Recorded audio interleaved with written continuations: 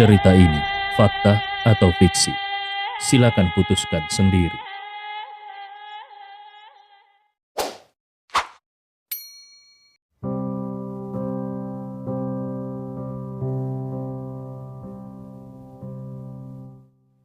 Bab 546. Melihat sepupunya bersikap seperti itu, Wakil Direktur Dong langsung mengerti bahwa pasti ada sesuatu hal yang terjadi. Tapi dia tidak ingin terlibat di dalamnya, jadi dia pun langsung mengganti topik pembicaraan. Kalau tidak ada apa-apa, ayo kita semua masuk, konferensi penawaran akan segera dimulai. Pada saat ini, tidak ada seorang pun yang bergerak. Mereka semua malah menatap ke arah Leon. Hal ini menyebabkan hati Dong dan Feng bergetar lagi. Apa sebenarnya status orang ini sehingga membuat begitu banyak orang bersikap begitu sopan kepadanya? Leon tersenyum. Dengan begitu banyak orang yang hadir, dia tidak ingin terus memperburuk keadaan. Jadi dia pun berkata, "Baiklah, ayo kita pergi." Leon memimpin berjalan menuju bagian dalam venue. Dan baru kemudian kerumunan orang mengikutinya dan berjalan ke dalam venue dengan penuh semangat. Sampai sosok Leon dan kerumunan orang itu pergi, Zhou Yuqing, Jiang Yuzhang, Liu Ming dan yang lainnya merasa seolah-olah mereka berada di gerbang hantu. Semua pembesar berlomba-lomba menjadi orang pertama dalam menyapa Leon. Seseorang yang menurut mereka sangat tidak berguna dan tidak memiliki kemampuan apapun kecuali bertarung. Pemandangan semacam itu hampir membuat ketiga orang itu gila, terutama Zhou Yuqing. Awalnya mengira bahwa karena dia telah jatuh cinta pada seorang miliarder, maka dia akan bisa dengan mudah menghancurkan Leon. Tetapi siapa sangka pada akhirnya dia akan dihancurkan tanpa ampun oleh Leon. Dan Leon bahkan tidak perlu menggerakkan satu jari pun untuk melawannya. Tidak ada yang akan memperhatikan kegundahan di wajah Zhou Yuqing dan beberapa anteknya. Dengan masuknya banyak petinggi, seluruh tempat konferensi penawaran menjadi penuh dengan aktivitas. Tempat itu cukup besar untuk menampung ribuan orang. Tetapi kebanyakan dari mereka yang hadir adalah staf dan pengikut yang dibawa oleh para petinggi. Orang-orang yang benar-benar memenuhi syarat untuk berpartisipasi dalam penawaran hanya 20 hingga 30 perusahaan. Dan pada kenyataannya hanya 8 konsorsium yang akhirnya mengajukan penawaran. Itu karena banyak orang mengerti bahwa meskipun mereka mengajukan penawaran, itu tidak akan berhasil. Leon dan yang lainnya diatur di area depan. Qin Lanyue dan Wang Qianyu menemani Leon dan duduk bersama. Sementara Direktur Dou, Wali Kota Zhang, dan para pemimpin lainnya diatur di kursi kepemimpinan. Perwakilan dari keluarga Wei, keluarga Jiang, keluarga Feng, keluarga Zhang, keluarga Li, dan keluarga besar lainnya juga diatur di area yang berbeda di depan. Perwakilan dari keluarga Jiang secara mengejutkan adalah kepala keluarga Jiang, yaitu Jiang Yuheng, yang datang secara pribadi, dan yang menemaninya adalah putrinya Jiang Zirou. Hal ini membuat banyak orang sedikit terkejut karena tadinya mereka berpikir bahwa yang akan menemani Jiang Yuheng adalah putranya Jiang Ziyu. Hanya Leon yang tahu dengan jelas di dalam hatinya kalau saat ini Jiang Ziyu masih terbaring di ranjang rumah sakit. Di bawah arahan pembawa acara, konferensi penawaran pun secara resmi dimulai. Pertama-tama, para pemimpin provinsi memberikan kata sambutan dan kemudian para pemimpin kota. Pada intinya, mereka semua berjanji akan bekerja sama untuk membangun pusat ekonomi barat daya. Setelah para pemimpin menyelesaikan pidato mereka, pembawa acara pun mulai memperkenalkan keseluruhan proyek secara rinci.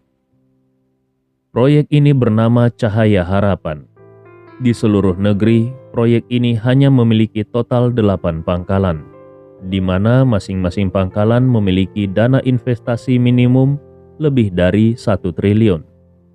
Provinsi Sisu bisa mendapatkan kesempatan seperti itu karena kontribusi yang dibuat oleh militer Sisu.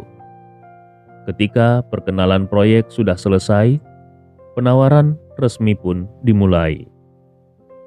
Pada saat ini, semua pemimpin yang datang untuk mendukung acara ini langsung berdiri dan akan pergi. Bagi mereka, acara yang selanjutnya adalah murni kegiatan komersial.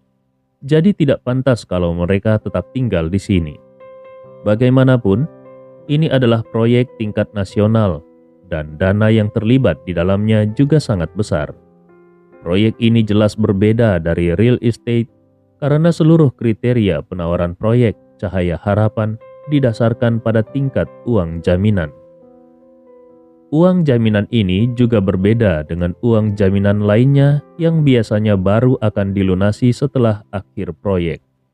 Sebaliknya, uang jaminan di sini digunakan sebagai investasi pertama dalam proyek. Hanya dalam konferensi penawaran hari inilah, penawar yang berhasil harus membayar uang jaminan ke rekening notaris.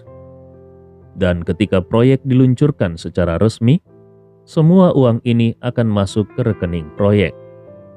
Hal ini juga untuk memastikan bahwa konsorsium yang telah berhasil mengajukan penawaran untuk proyek tersebut akan memiliki sumber daya keuangan yang cukup untuk memulai proyek tersebut. Pada saat ini, di layar besar di bagian paling depan, 8 konsorsium yang akan berpartisipasi dalam penawaran sudah mulai diperkenalkan. Ketika layar bergeser ke perkenalan konsorsium Cahaya Bintang Cemerlang milik keluarga Wood di Rongdu, gumaman mulai bergema di tengah kerumunan. Jelas terlihat kalau banyak orang tidak menyangka bahwa konsorsium Cahaya Bintang Cemerlang yang telah gagal maju ke Sudu selama bertahun-tahun akan memaksakan diri untuk masuk ke Sudu dalam situasi seperti ini. Beberapa orang tua bahkan tanpa sadar melihat ke arah keluarga Jiang. Di masa yang lalu, Zheng Nanwood yang percaya diri dihentikan untuk memasuki ibu kota oleh kepala keluarga Jiang saat ini, Jiang Yuheng. Wajah Jiang Yuheng terlihat tanpa ekspresi, seolah-olah konsorsium Cahaya Bintang Cemerlang tidak ada hubungannya dengan dia. Sebaliknya, Jiang Zero di sampingnya yang menunjukkan senyum dingin dan dia bergumam di dalam hatinya. Konsorsium Bintang Cemerlang ini milik Leon Wood. Oh, apa dia benar-benar berpikir kalau dia bisa mengalahkan keluarga Jiang hanya karena dia bisa membujuk banyak orang untuk bekerja sama? Dia juga berani meremehkan prestise keluarga Jiang di Sudu. Kali ini, dia akan menerima pelajaran yang lebih buruk daripada yang diterima ayahnya pada saat itu. Kalau kau berani bertarung dengan keluarga Jiang, itu sama saja kau mencari kematian. Setelah konsorsium penawar terakhir diperkenalkan, penawaran secara resmi dimulai. Harga penawaran adalah 10 miliar di tahap awal, dan setiap tawaran tidak boleh lebih rendah dari 10 miliar. Penawaran baru saja dimulai ketika Jiang Zero melaporkan harga dari keluarga Jiang. Konsorsium Yu Feng 100 miliar. Banyak orang langsung terkesima mendengarnya. 100 miliar? Ini adalah pembayaran yang harus dilakukan satu kali, dan keluarga Jiang sudah langsung mengeluarkan uang sebanyak itu dalam waktu singkat. Ini terlalu menakutkan, bukan? Dengan jumlah seperti itu, sepertinya sudah tidak perlu melanjutkan penawaran sama sekali, bukan?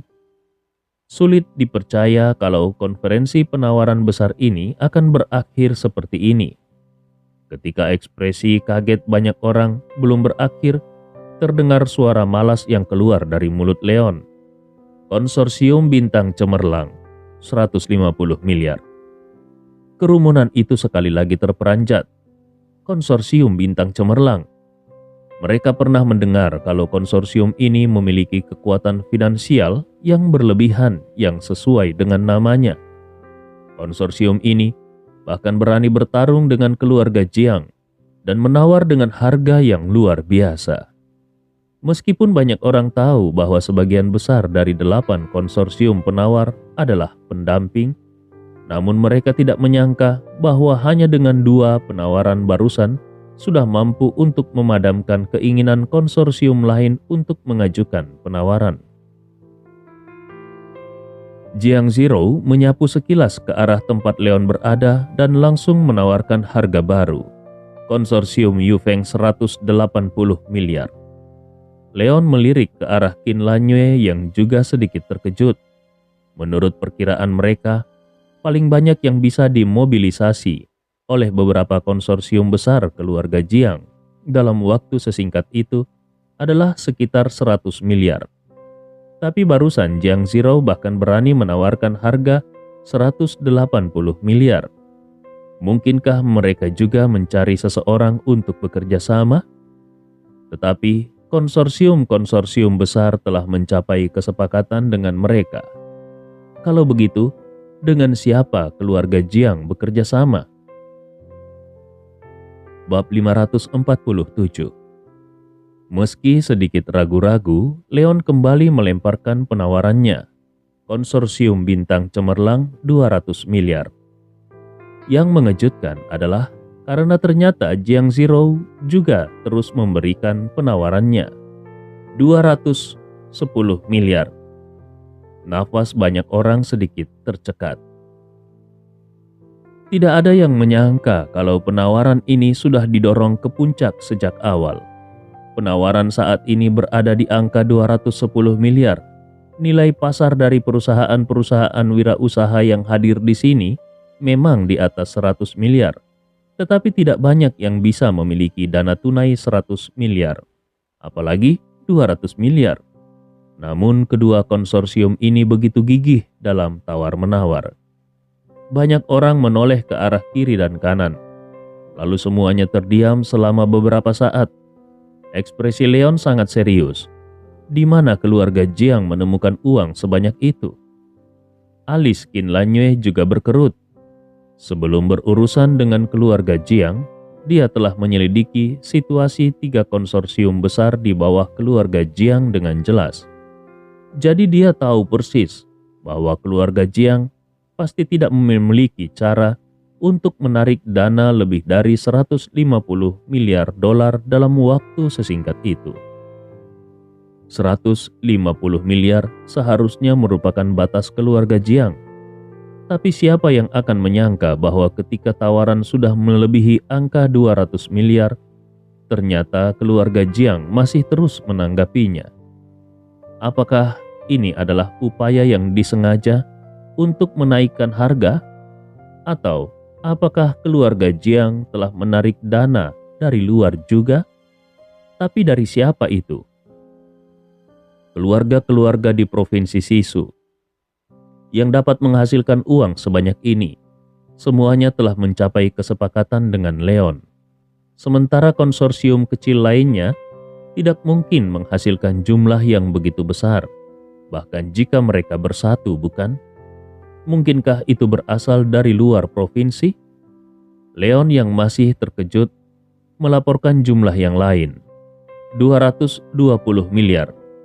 Tepat setelah Leon menyelesaikan kata-katanya, Jiang Zhiro sekali lagi berbicara, 250 miliar. Seluruh ruangan sejak tadi telah menjadi hening. Keluarga Jiang benar-benar tidak ragu untuk memberikan harga setinggi langit sebesar 250 miliar. Meskipun uang jaminan ini akan dibayarkan ke rekening tempat proyek berada saat proyek dibuka dan digunakan sebagai dana permulaan proyek. Namun masalahnya, uang sebanyak itu harus dibayarkan ke rekening publik yang diaktakan oleh notaris pada hari ini juga. Kalau tidak, peserta akan didiskualifikasi. Konsekuensi dari diskualifikasi ini sangat serius. Peserta bukan hanya tidak akan memenuhi syarat untuk menawar proyek lagi, Tetapi mereka juga harus membayar 30% dari jumlah penawaran sebagai kompensasi. 30% dari 250 miliar itu berarti 75 miliar. Itu hampir setengah dari aset para petinggi yang hadir. Apakah keluarga Jiang benar-benar memiliki uang tunai sebanyak itu? Leon mengatupkan giginya dan sekali lagi mengutip harga setinggi langit yang membuat hati orang berdebar-debar. 300 miliar. Jiang Zhiro kembali menanggapi, 310 miliar. Leon seperti seorang penjudi saat dia dengan panik kembali memberikan harga tinggi, 350 miliar. Dalam sekejap, suasana menjadi sangat hening, sehingga orang bisa mendengar suara jarum jatuh di lantai. Bahkan salah satu pemimpin yang memimpin konferensi penawaran pun tercengang pada saat ini. Terlepas dari apakah itu konsorsium Bintang Cemerlang atau konsorsium Yufeng, nilai pasar mereka memang lebih dari harga itu. Tetapi nilai pasar itu tentu tidak dalam bentuk uang tunai. Pada umumnya, aset sebenarnya dari perusahaan seringkali lebih rendah dari nilai pasar. Bahkan, banyak perusahaan yang aset sebenarnya kurang dari setengah dari nilai pasar. Sebagian besar hanya memiliki aset aktual sebanyak 7 hingga 8% dari nilai pasar. Ini hampir merupakan batas dari konsorsium-konsorsium besar ini, kecuali jika mereka menjual aset mereka. Konsorsium Bintang Cemerlang dan konsorsium Yufeng memiliki ukuran yang hampir sama. Dengan nilai pasar dan aset aktual yang mereka miliki, paling banyak mereka hanya memiliki uang tunai sekitar 150 miliar. Tapi penawaran saat ini sudah sampai di angka 350 miliar. Apakah konsorsium Bintang Cemerlang berniat untuk menjual aset mereka? Tetapi, bahkan jika mereka memang ingin menjual aset mereka, sudah terlambat untuk melakukannya saat ini, bukan? Di sisi kursi keluarga Jiang, Jiang Zhiro dan ayahnya saling memandang dengan senyuman. Pemimpin konsorsium Bintang Cemerlang yang sekarang ini masih terlalu muda dan tidak berpengalaman, sehingga berani menawarkan harga 350 miliar. Apakah dia benar-benar berpikir bahwa kerjasama konsorsium Bintang Cemerlang dengan yang lainnya menarik begitu banyak uang? Kali ini konsorsium Bintang Cemerlang sudah tamat. Setelah yakin bahwa mereka sudah mendorong konsorsium Bintang Cemerlang ke titik tertinggi penawaran, Jiang Zhiro pun tidak berkata apa-apa, sehingga akhirnya penawaran untuk proyek Cahaya Harapan dijual dengan harga jaminan 350 miliar. Pada akhirnya konsorsium Bintang Cemerlang yang akan mengambil proyek besar ini. Namun, konferensi penawaran tidak berakhir sampai di sini. Saat ini ada waktu istirahat selama setengah jam. Selama setengah jam ini, konsorsium Bintang Cemerlang akan menyerahkan uang jaminan sebesar 350 miliar dolar ke rekening publik yang diaktakan. Baru pada saat itulah konferensi penawaran ini akan dianggap telah berakhir sepenuhnya. Kalau konsorsium Bintang Cemerlang tidak bisa mengirimkan uang jaminan dalam jumlah sebesar itu, mereka akan kehilangan kesempatan untuk mengajukan penawaran, dan proyek tersebut akan jatuh ke tangan pemenang kedua, yaitu konsorsium Yufeng. Para petinggi meninggalkan ruang aula dengan tatapan kaget. Sementara Leon dan Qin Lanyue berjalan keluar dari tempat itu secara bersama-sama. Sebelumnya mereka memperkirakan harga penawaran sekitar 200 miliar. Tetapi sekarang harganya ternyata sudah lebih 150 miliar dari perkiraan mereka, sehingga tidak bisa dihindari lagi kalau mereka harus menggunakan dana konsorsium Bintang Cemerlang. Untungnya, untuk berjaga-jaga, dana dari konsorsium Evergreen yang berada di bawah kontrol Yurin dan sebagian dana dari Farmasi Qin telah masuk ke rekening konsorsium Bintang Cemerlang. Dengan jumlah uang yang sangat besar itu sebagai dukungan, tidak sulit bagi konsorsium Bintang Cemerlang untuk membayar jaminan ini. Namun sebelum itu, Leon harus mencari mitra kerjasamanya dan meminta mereka untuk menyetorkan dana investasi mereka. Dana keluarga Wang sudah tersedia sejak lama. 50 miliar dana dari keluarga Zhang juga sudah ada. Sementara tambahan dana 50 miliar yang dijanjikan Zhang Yanxi sebelumnya masih belum masuk karena dia perlu menggadaikan beberapa asetnya ke bank untuk mendapatkan pinjaman. Awalnya Leon tidak terlalu khawatir akan hal ini. Bagaimanapun juga, perkiraannya sebelumnya dana 200 miliar saja sudah cukup. Jadi, tanpa adanya dana tambahan 50 miliar ini juga tidak terlalu masalah. Tetapi sekarang, harga penawaran mereka sudah melebihi target sebesar 150 miliar. Jadi dana 50 miliar ini pun menjadi sangat penting. Zhang Yanxi juga mengetahui keseriusan masalah ini dan segera mulai menelpon stafnya untuk menanyakan perkembangan pinjaman. Leon juga tidak terlalu mendesaknya. Bersama dengan Qin Lanyue dan Wang Qianyu, dia pergi menemui Feng Xiaoting, kepala keluarga Feng. Hanya saja yang tidak disangka Leon adalah ketika mereka tiba di ruang tunggu, kepala keluarga Feng dan kepala keluarga Wei, keduanya berdiri bersama dengan kepala keluarga Jiang. Wei Xiang ini bahkan berbicara dan tertawa dengan Jiang Zhiro yang ada di sampingnya. Leon tidak mau peduli kenapa Feng Xiaoting bisa bersama dengan Jiang Yufeng. Karena semuanya telah sampai pada titik ini, dia merasa tidak perlu menyembunyikannya dan langsung membuka mulutnya untuk berbicara. Feng Xiaoting, penawaran untuk proyek ini sudah berhasil kuambil. Bukankah seharusnya dana yang kau janjikan sudah harus disetor? Kontrak yang ditandatangani Leon dengan Feng Xiaoting di awal adalah investasi di muka sebesar 50 miliar dengan syarat Leon berhasil mengambil proyek tersebut. Namun tanpa disangka-sangka, Feng Xiaoting hanya sedikit tersenyum dan berkata, "Tuan muda, kalau aku tidak salah memahaminya, seharusnya tawaran ini dianggap sukses total hanya setelah kau memberikan jaminan sebesar 350 miliar, bukan?" Bahkan Jiang Yuheng yang berada di samping juga tersenyum dengan penuh kemenangan. Leon langsung mengerutkan keningnya.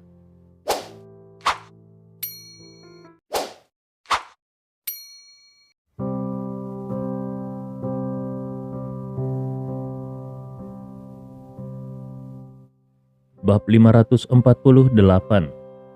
Perkataan Feng Xiaoting barusan membuat Leon mengangkat alisnya dan bertanya, "Apa maksudmu?" Sambil tersenyum tipis, Feng Xiaoting menjawab, "Artinya sangat sederhana. Selama Tuan Muda Wood benar-benar mendapatkan proyek ini, kami pasti akan segera melakukan pembayaran sesuai dengan kontraknya." Warna kulit Leon benar-benar berubah. Kemudian dia melihat ke arah Jiang Yuheng yang juga penuh dengan senyuman dan dia langsung mengerti sesuatu. Leon menoleh untuk melihat Wei Yuheng dan bertanya, "Tuan Wei, apakah sikapmu juga sama seperti keluarga Feng?" Wei Xiang yang sedang berbicara dan tertawa dengan Jiang Zhiro segera maju dan hendak menyatakan kesiapannya. "Saudaraku, kalau kau tidak punya cukup uang, kami akan segera..." Tetapi siapa sangka sebelum dia dapat menyelesaikan kalimatnya, dia sudah diinterupsi oleh Wei Yufeng dengan senyuman di wajahnya. Tentu saja, bagaimanapun juga, ini adalah bisnis yang sangat besar. Jadi kami juga akan selalu mengikuti kontraknya. Wajah Wei Xiang segera berubah. Ada apa dengan ayahnya ini? Tidakkah dia mengerti bahwa Leon berani menawar seharga itu? Karena memang Leon memiliki keyakinan di dalam hatinya. Setelah melihat wajah beberapa orang, Leon tertawa kecil. "Jadi begitu. Kalian juga telah mencapai kesepakatan dengan keluarga Jiang, bukan?" Wei Yufeng menarik putranya ke belakangnya dan sama sekali tidak memberikan kesempatan kepada putranya sendiri untuk berbicara. Sambil sedikit tertawa dia berkata, "Hei, kita tidak punya kesepakatan bahwa kami tidak boleh bernegosiasi dengan siapapun. Ini semua tentang berbisnis. Jadi tentu saja kami akan bersepakat dengan siapapun yang memberikan kondisi yang terbaik." Feng Xiaoting yang ada di samping juga ikut angkat bicara. "Tuan Wood, Kau tidak boleh menyalahkan kami. Sebenarnya persyaratan yang kau berikan agak terlalu berat. Sementara persyaratan yang diberikan Tuan Jiang jauh lebih baik darimu. Kami hanya perlu menyetorkan dana 10 miliar. Itu sangat sederhana, bukan? Leon benar-benar mengerti. Bukan karena keluarga Jiang begitu kuat, sehingga mereka berani menawarkan harga setinggi langit, yaitu 300 miliar. Tetapi itu karena ada dukungan dari keluarga Feng dan keluarga Wei. Jiang Yuheng di samping juga tertawa terbahak-bahak pada saat ini. Aku tidak menyangka kalau Zheng Nanwood memiliki anak yang begitu baik. Tapi bila dibandingkan dengan orang tuamu, kau masih terlalu lugu. Kalau Leon bisa membuat kesepakatan dengan beberapa keluarga besar, tentu saja keluarga Jiang juga bisa. Selama keuntungan yang ditawarkannya lebih menggiurkan daripada yang diberikan oleh Leon, Jiang Yuheng yakin kalau orang-orang pasti akan berpihak kepadanya. Tepat pada saat ini, Zhang Yanxi bergegas dan memberitahu Leon sebuah berita buruk lainnya. Jumlah tambahan 50 miliar dari keluarga Zhang belum masuk sampai sekarang dan akan memakan waktu sekitar 3 hari untuk proses pencairannya. Tidak hanya itu, dana berikutnya dari keluarga Li juga macet dan akan memakan waktu setidaknya 1 minggu atau lebih sampai dana tersebut tiba. Melihat wajah Leon yang semakin jelek, Jiang Yuheng tertawa terbahak-bahak. Nah, kalau perkiraanku tidak salah, total dana yang sudah kau kumpulkan saat ini paling banyak hanya 200 miliar. Aku sangat penasaran. Bagaimana rencanamu untuk mengumpulkan sisanya yang lebih dari 100 miliar? Waktu yang tersisa tinggal 10 menit lagi. Kalau kau tidak bisa menyetorkan uang jaminannya, apakah kau akan bersedih? Ini adalah taktik Jiang Yuhengnya untuk memenangkan penawaran ini. Dia bukan hanya membuat Leon tidak bisa mengambil proyek ini, tetapi dia juga membuat Leon harus membayar kompensasi sebesar 100 miliar. Kalau keluarga Wood kehilangan dana sebesar itu, maka keluarga Jiang bisa mengambil kesempatan ini untuk melancarkan serangan ke berbagai industri keluarga Wood.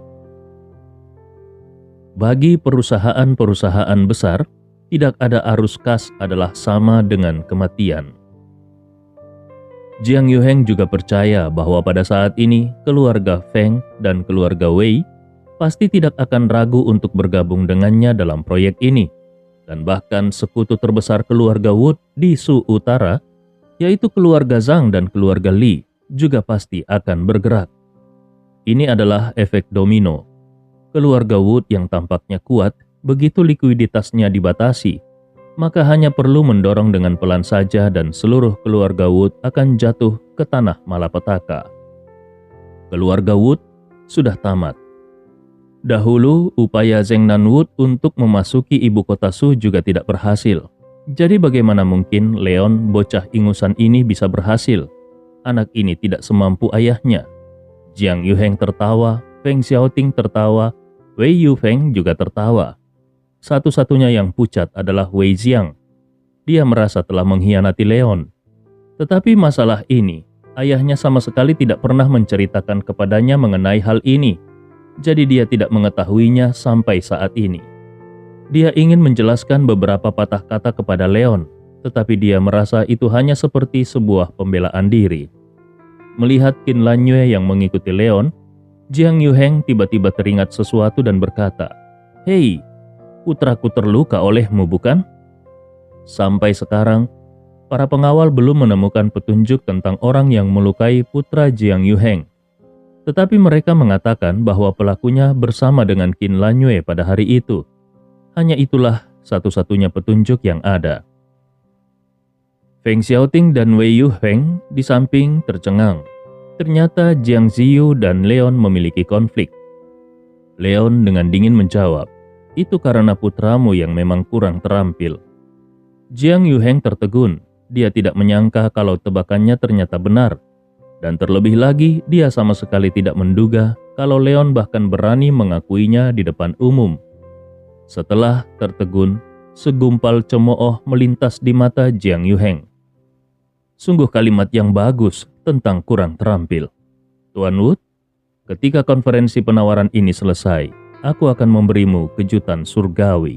Percayalah, kau pasti akan menyukainya. Nyawa putra memang berhasil diselamatkan dan kakinya juga telah disambung. Tetapi putranya tidak akan pernah bisa meneruskan silsilah keluarganya dalam kehidupan ini. Dengan kebencian yang sedalam itu, bagaimana mungkin Jiang Yuheng tidak membalasnya? Leon mencibir dan menatap Feng Xiaoting dan Wei Yufeng yang tersenyum di samping sambil berkata, "Kejutan? Oh, jangan khawatir. Aku juga akan memberimu kejutan besar sebentar lagi." Setelah itu Leon berbalik dan pergi meninggalkan mereka. Melihat Leon pergi sambil marah, Feng Xiaoting tertawa. Sepertinya anak itu masih belum mau menyerah.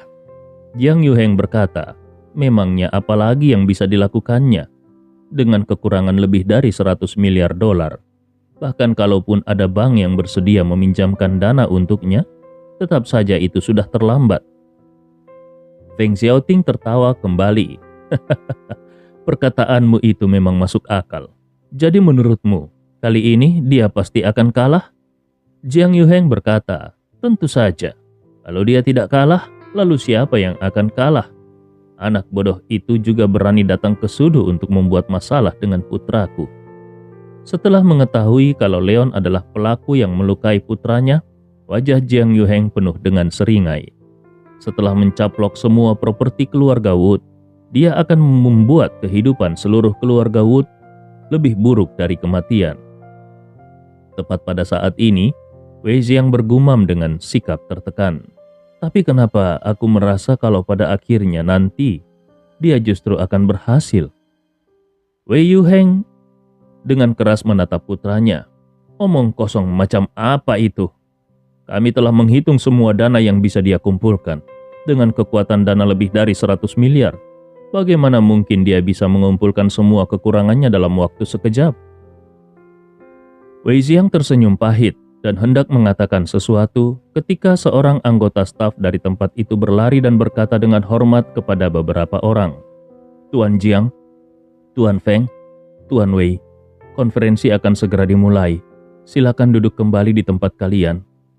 Jiang Yuheng berkata sambil tertawa terbahak-bahak. Ayo kita pergi dan mari kita saksikan dengan mata kepala kita sendiri bagaimana gedung konsorsium bintang cemerlang runtuh. Kemudian dia memimpin untuk berjalan menuju tempat acara. Bab 549. Lokasi konferensi penawaran telah ditata ulang. Jiang Yuheng, Feng Xiaoting, dan Wei Yufeng duduk bersama dan di wajah mereka bertiga terlihat senyum cerah. Bagi Jiang Yuheng, bisa menggunakan kesempatan ini untuk menekan konsorsium bintang cemerlang dan membawanya ke titik tanpa harapan adalah keuntungan terbesarnya. Sementara bagi Feng Xiaoting dan Wei Yufeng, menginvestasikan dana yang sama tetapi bisa mendapatkan keuntungan 2 kali lipat adalah sebuah keuntungan besar. Mereka tahu dengan jelas bahwa total investasi proyek ini pasti di atas 1 triliun. Tetapi mereka tidak perlu terlalu khawatir. Mereka bisa mendapatkan saham yang diinginkan dengan harga 10 miliar. Ini adalah sebuah untung besar. Adapun mengenai bagaimana keluarga Jiang akan bertarung dengan keluarga Wood setelah ini, mereka tidak peduli. Kalau Jiang Yuheng benar-benar bisa membuat kesempatan ini untuk menghancurkan keluarga Wood, mereka tidak keberatan untuk mendukung Jiang Yuheng. Di dalam dunia bisnis, tentu saja tidak ada pertemanan yang abadi, yang ada hanyalah kepentingan pribadi. Pada saat ini, pemimpin yang bertanggung jawab atas penawaran ini telah berjalan ke depan, sementara Leon dan yang lainnya juga berjalan dari arah lain. Melihat wajah muram Leon dan rombongannya, Jiang Yuheng dan yang lainnya tersenyum semakin lebar. Melihat Leon duduk dalam posisi yang tidak jauh darinya, Jiang Yuheng tidak bisa menahan cibirannya. Keluarga Wood akan mendapatkan denda 100 miliar. Kira-kira seperti apa perasaan mereka? Dengan statusnya, masuk akal untuk mengatakan bahwa seharusnya Jiang Yuheng tidak boleh menunjukkan terlalu banyak rasa puas diri pada saat ini. Tetapi karena Leon telah melukai putranya, kebencian di hati Jiang Yuheng sudah tak terbendung lagi. Apapun yang bisa membuat Leon kesal, dia tidak akan keberatan untuk melakukannya. Pada saat ini Leon juga mencibir. Perasaan? Jiang Yuheng, kuharap kau masih bisa tertawa sebentar lagi. Melihat, bahkan pada saat ini Leon masih memiliki sikap sombong, Jiang Zhiro tidak bisa menahan diri untuk tidak mendengus juga. Untuk apa kau berpura-pura? Saat ini, bahkan kalaupun seorang dewa turun ke bumi, dia tidak akan bisa menyelamatkanmu. Sekelompok bos lainnya yang menjilat keluarga Jiang juga mulai mengeluarkan cemoohan mereka pada saat ini. Benar, aku selalu mendengar bagaimana tuan muda dari keluarga Wood itu begitu mendominasi di Rongdu. Mari kita lihat, apakah dia masih bisa tertawa sebentar lagi. Hei, itu benar. Lagi pula, ini adalah Sudu. Apakah ini adalah tempat di mana dia, orang asing, bisa menjadi liar? Dia adalah tuan muda yang sembrono. Dia tidak tahu apa yang dia bicarakan. Jelas terlihat kalau mereka semua tahu tentang perhitungan Jiang Yuheng. Menurut mereka, konsorsium bintang cemerlang telah tamat. Mereka hanya tidak tahu apakah sekutu-sekutu Leon akan terus mendukungnya ketika hasilnya keluar dan mereka diminta untuk membayar kompensasi sebesar 100 miliar dolar. Kalau tidak ada dukungan dari sekutu-sekutunya, 100 miliar dolar akan cukup untuk mengirim konsorsium bintang cemerlang ke titik tanpa harapan. Leon, Qin Lanyue, dan Wang Qianyu semuanya dengan dingin melirik ke arah orang-orang itu dan tidak mengatakan apa-apa lagi. Hanya Zhang Yanxi yang benar-benar menunjukkan gumpalan ejekan di matanya saat dia menyapu ke sisi lain. Hanya saja tidak ada yang memperhatikan tatapan matanya. Pada saat ini, pembawa acara yang bertanggung jawab atas konferensi penawaran ini sudah mendapatkan hasil akhir. Tatapan tenangnya menyapu ke arah semua orang, termasuk Jiang Yuheng yang juga telah menutup mulutnya. Mereka semua menunggu hasil akhir keluar dan menonton pertunjukan. Semua mulai mempersiapkan diri dengan hasilnya. Suara pembawa acara pun terdengar. Sekarang aku umumkan bahwa proyek Cahaya Harapan akan dilaksanakan oleh konsorsium bintang cemerlang. Mari kita undang Tuan Leon Wood, ketua konsorsium bintang cemerlang, untuk naik ke atas panggung untuk memberikan pidato. Jiang Yuheng dan yang lainnya hanya mendengar setengahnya dan wajah mereka sudah berubah. Apa maksudnya kalau proyek ini akan dilakukan oleh konsorsium bintang cemerlang? Mungkinkah konsorsium bintang cemerlang akhirnya berhasil mengambil alih proyek ini? Tapi bagaimana mungkin itu bisa terjadi? Uang jaminannya sebesar 350 miliar. Kurang 1 sen saja akan dianggap sebagai lelang yang gagal, bukan? Bagaimana Leon bisa mengumpulkan 350 miliar dalam waktu sesingkat itu? Leon sudah berdiri dengan senyuman di wajahnya, dan sambil berjalan menuju panggung, dia tidak lupa mengatakan sesuatu kepada Jiang Yuheng yang tercengang. Bagaimana Tuan Jiang? Apakah kejutan ini cukup besar? Wajah Jiang Yuheng dipenuhi dengan ketidakpercayaan. Mustahil. Bagaimana mungkin kau bisa mendapatkan uang sebanyak itu? Leon tersenyum tipis. Kenapa tidak mungkin? Apa kau tidak tahu kalau keluarga Wood memiliki banyak uang? Tentu saja dia tidak akan memberitahu Jiang Yuheng kalau dia telah membawa pulang uang dalam jumlah besar dari luar negeri. Jiang Yuheng terperanjat mendengar kalimat itu. Keluarga Wood punya banyak uang? Anak ini berbicara seolah-olah keluarga Jiang tidak punya uang. Hanya saja pada saat ini dia tidak bisa berkata apa-apa lagi. Leon tidak peduli dengan wajah pucat Jiang Yuheng. Dia berjalan ke panggung dengan langkah besar, lalu mengambil mikrofon yang diserahkan oleh pembawa acara dan mulai mengucapkan beberapa kalimat pidato. Di sisi Jiang Yuheng ada keheningan yang mati. Mata semua orang dipenuhi dengan ketidakpercayaan. Pada saat ini, para petinggi yang bermartabat ini merasa seolah-olah mereka semua telah melihat hantu. Jiang Yuheng menatap dengan kaku ke arah Feng Xiaoting dan Wei Yufeng. Bagaimana dia melakukannya? Wajah Feng Xiaoting terlihat sangat menyedihkan. Untuk mendukung keluarga Jiang, dia telah menarik sejumlah besar likuiditas keluarga dan bahkan menjual banyak lisensi untuk mendapatkan lebih banyak saham. Tetapi sekarang, orang yang akhirnya berhasil sebenarnya adalah pemilik konsorsium bintang cemerlang. Tanpa dukungan dari dirinya sendiri dan Wei Yufeng, bagaimana Leon bisa mengumpulkan begitu banyak uang? Apakah uang keluarga Wood itu jatuh dari langit? Menurut kesepakatan antara dia dan Leon, begitu Leon mengambil proyek tersebut, keluarga Feng akan segera menginvestasikan dananya.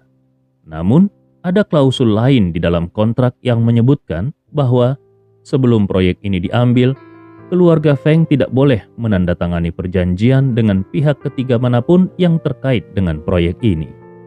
Namun dia telah menandatangani kontrak dengan keluarga Jiang, sehingga kontrak yang dia tandatangani dengan Leon juga langsung dibatalkan. Ini berarti keluarga Feng telah kehilangan kesempatan untuk berekspansi lebih jauh. Hal ini berdampak langsung pada perkembangan keluarga Feng dalam beberapa dekade ke depan. Feng Xiaoting tidak punya waktu untuk mempedulikan tatapan Jiang Yuheng. Kalau memungkinkan, saat ini dia benar-benar ingin menanyakan sebuah kalimat kepada Jiang Yuheng. Bukankah kau bilang kalau konsorsium bintang cemerlang pasti tidak akan bisa mendapatkan kekurangan dananya? Kenapa sekarang keadaannya berbeda? Di sisi Wei Yufeng juga sama. Keluarga Wei dan Leon menandatangani kontrak yang sama dengan yang ditandatangani oleh keluarga Feng. Saat ini suasana hatinya tidak lebih baik dari Feng Xiaoting. Dan bahkan yang lebih buruk lagi, dia merahasiakan hal ini dari putranya sendiri dan juga ingin memberikan pelajaran yang baik kepada putranya sendiri. Tetapi sekarang apa yang terjadi? Perhitungannya sendiri pada akhirnya tidak sebagus intuisi putranya. Ini adalah investasi sebesar ratusan miliar. Untuk mendapatkan uang ini, dia telah meminjam sejumlah besar uang dari keluarga istrinya. Tetapi sekarang, uang dalam jumlah besar itu lenyap. Lalu bagaimana dia harus menjelaskan kepada keluarga istrinya? Pada saat seperti itu, Leon telah menyelesaikan pidatonya dan turun dari panggung. Selanjutnya dia akan menandatangani kontrak resmi. Namun, saat dia melewati Jiang Yuheng dan yang lainnya, Jiang Yuheng tiba-tiba berdiri dan dengan kejam bergerak ke arah Leon sambil berseru, "Leon, apakah kau berani bertaruh denganku?"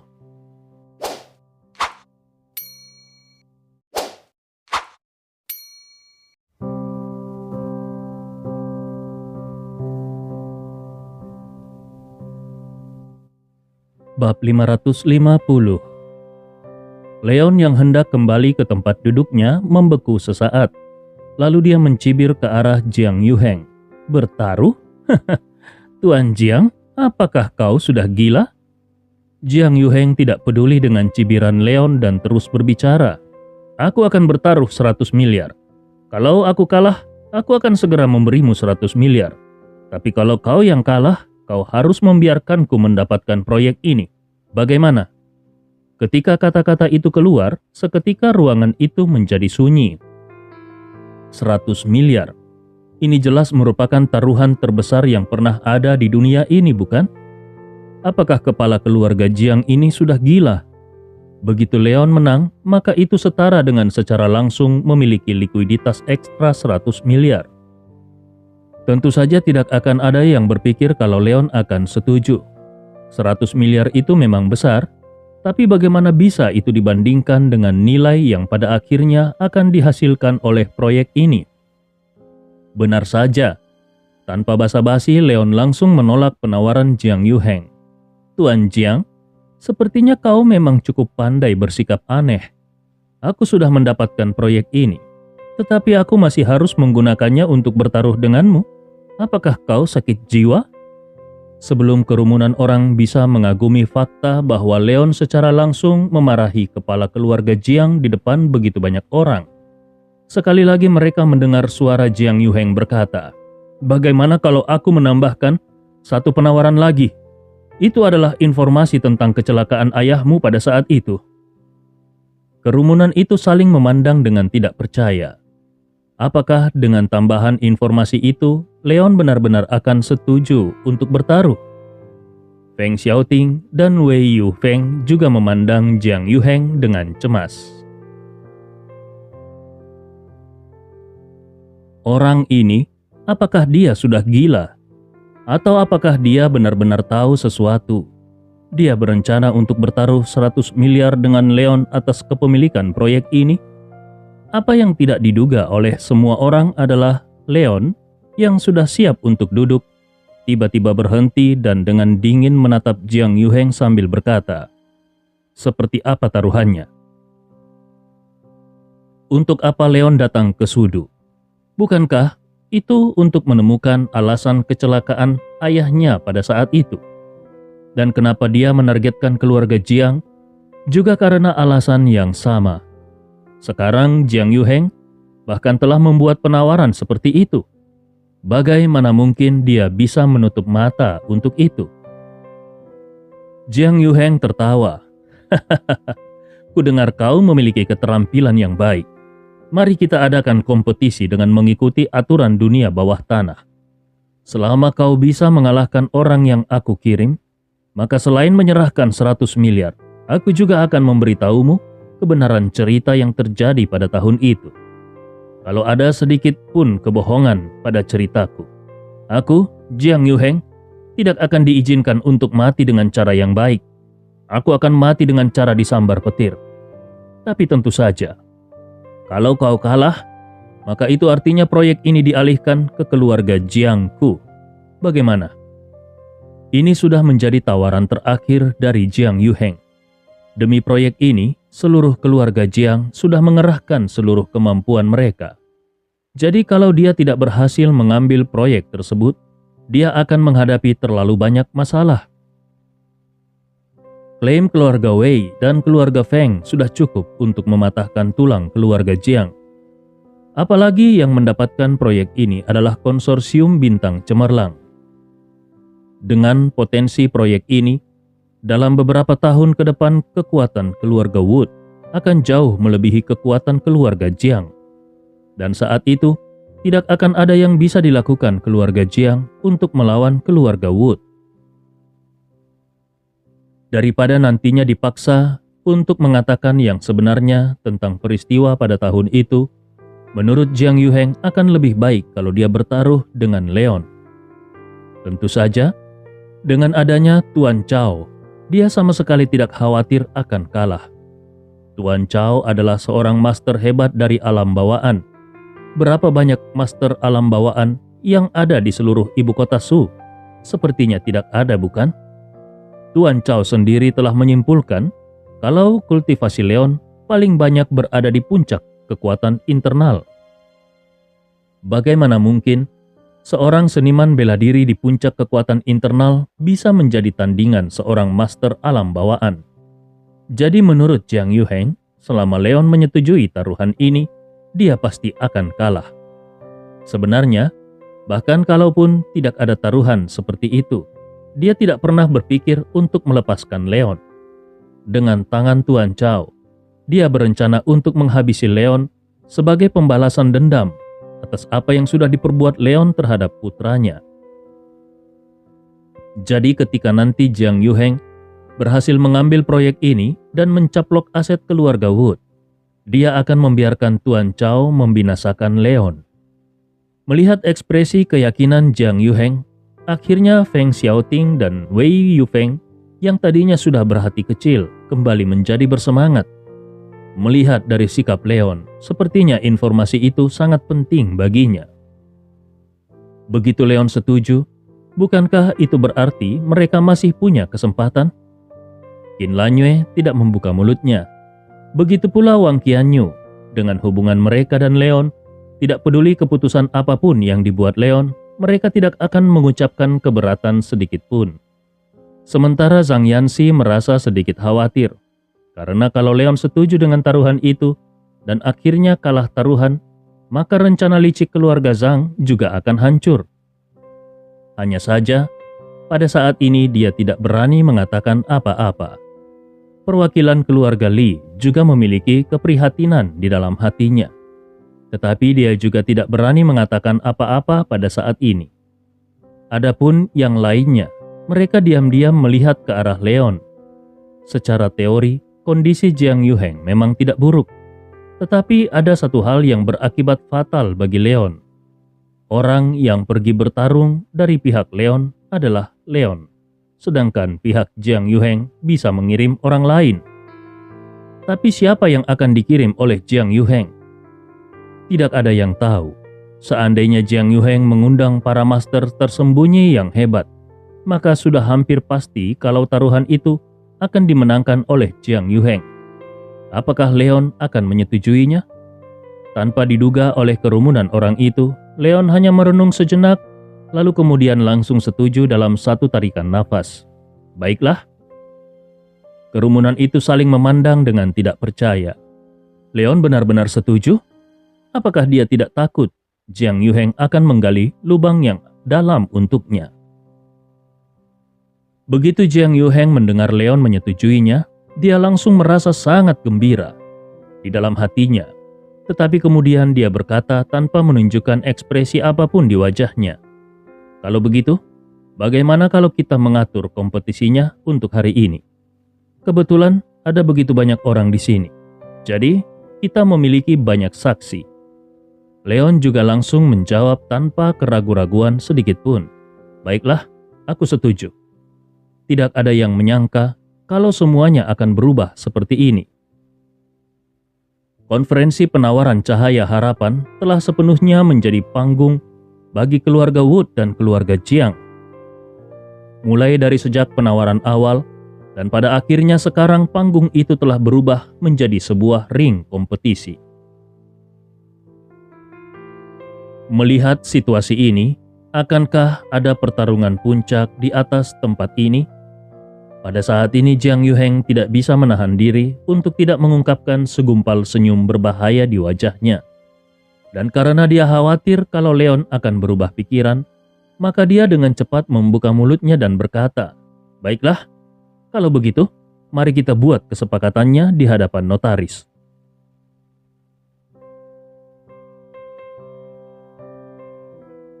Dalam keadaan normal, menggunakan item semacam ini sebagai taruhan sama sekali tidak masuk akal.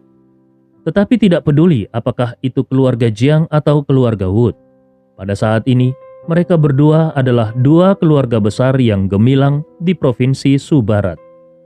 Warisan, jaringan kontak, dan prestise mereka cukup untuk membuat hal yang tampaknya tidak masuk akal ini menjadi kenyataan. Segera kedua belah pihak pun membuat kesepakatan di hadapan notaris. Jiang Yuheng bahkan langsung mentransfer 100 miliar dolar ke rekening notaris. Itu adalah uang yang tadinya dia kumpulkan untuk membayar deposit. Leon juga menandatangani kontrak bahwa kalau dia kalah dalam pertandingan, maka dia akan mentransfer proyek Cahaya Harapan kepada konsorsium Yufeng. Tempat pertandingan juga diatur di sebuah sasana tinju di bagian belakang konferensi penawaran.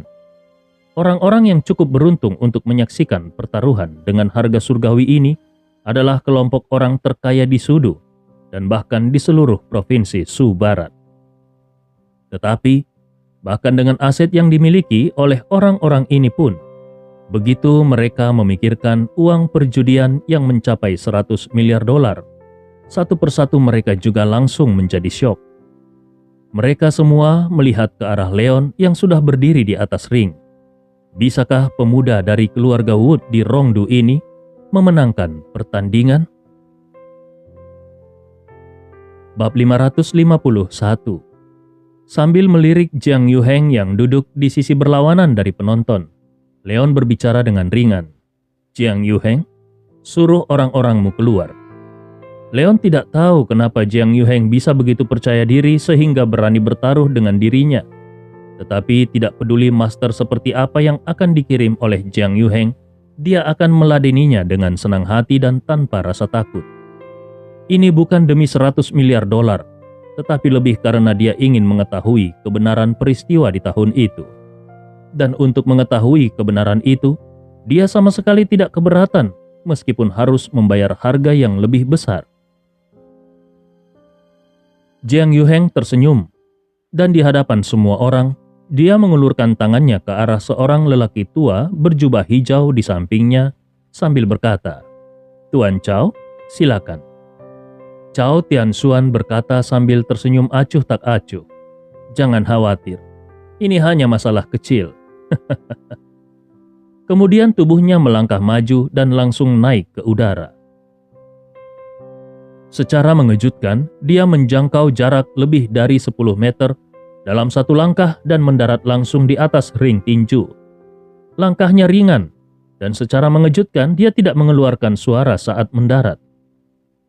Hanya dengan ini saja, sudah membuat para penonton yang hadir terkejut. Jarak lebih dari 10 meter bisa dijangkau hanya dengan satu langkah dan lompatan ke atas ring tinju. Bahkan pasukan khusus yang paling elit pun tidak akan bisa melakukan ini, bukan? Feng Xiaoting, kepala keluarga Feng, tadinya masih merasa sedikit khawatir. Namun ketika dia melihat lelaki tua itu bergerak, kelopak matanya juga melonjak dengan liar, dan dengan tidak sabar dia bertanya kepada Jiang Yuheng, "Jiang Yuheng, siapa pria tua itu?" Sementara itu, Wei Yufeng di samping tidak mengatakan apa-apa. Tetapi tatapannya juga tertuju pada Jiang Yuheng. Dia juga ingin tahu bagaimana Jiang Yuheng bisa mengundang seorang ahli seperti itu. Jiang Yuheng tersenyum angkuh dan berkata, "Dia adalah Cao Tianxuan." Hati Feng Xiaoting bergetar hebat.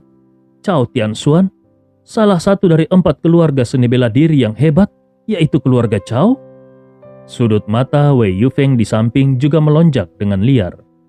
Melihat ekspresi kaget Feng Xiaoting dan Wei Yufeng, Jiang Yuheng menjawab dengan sangat gembira. "Benar sekali.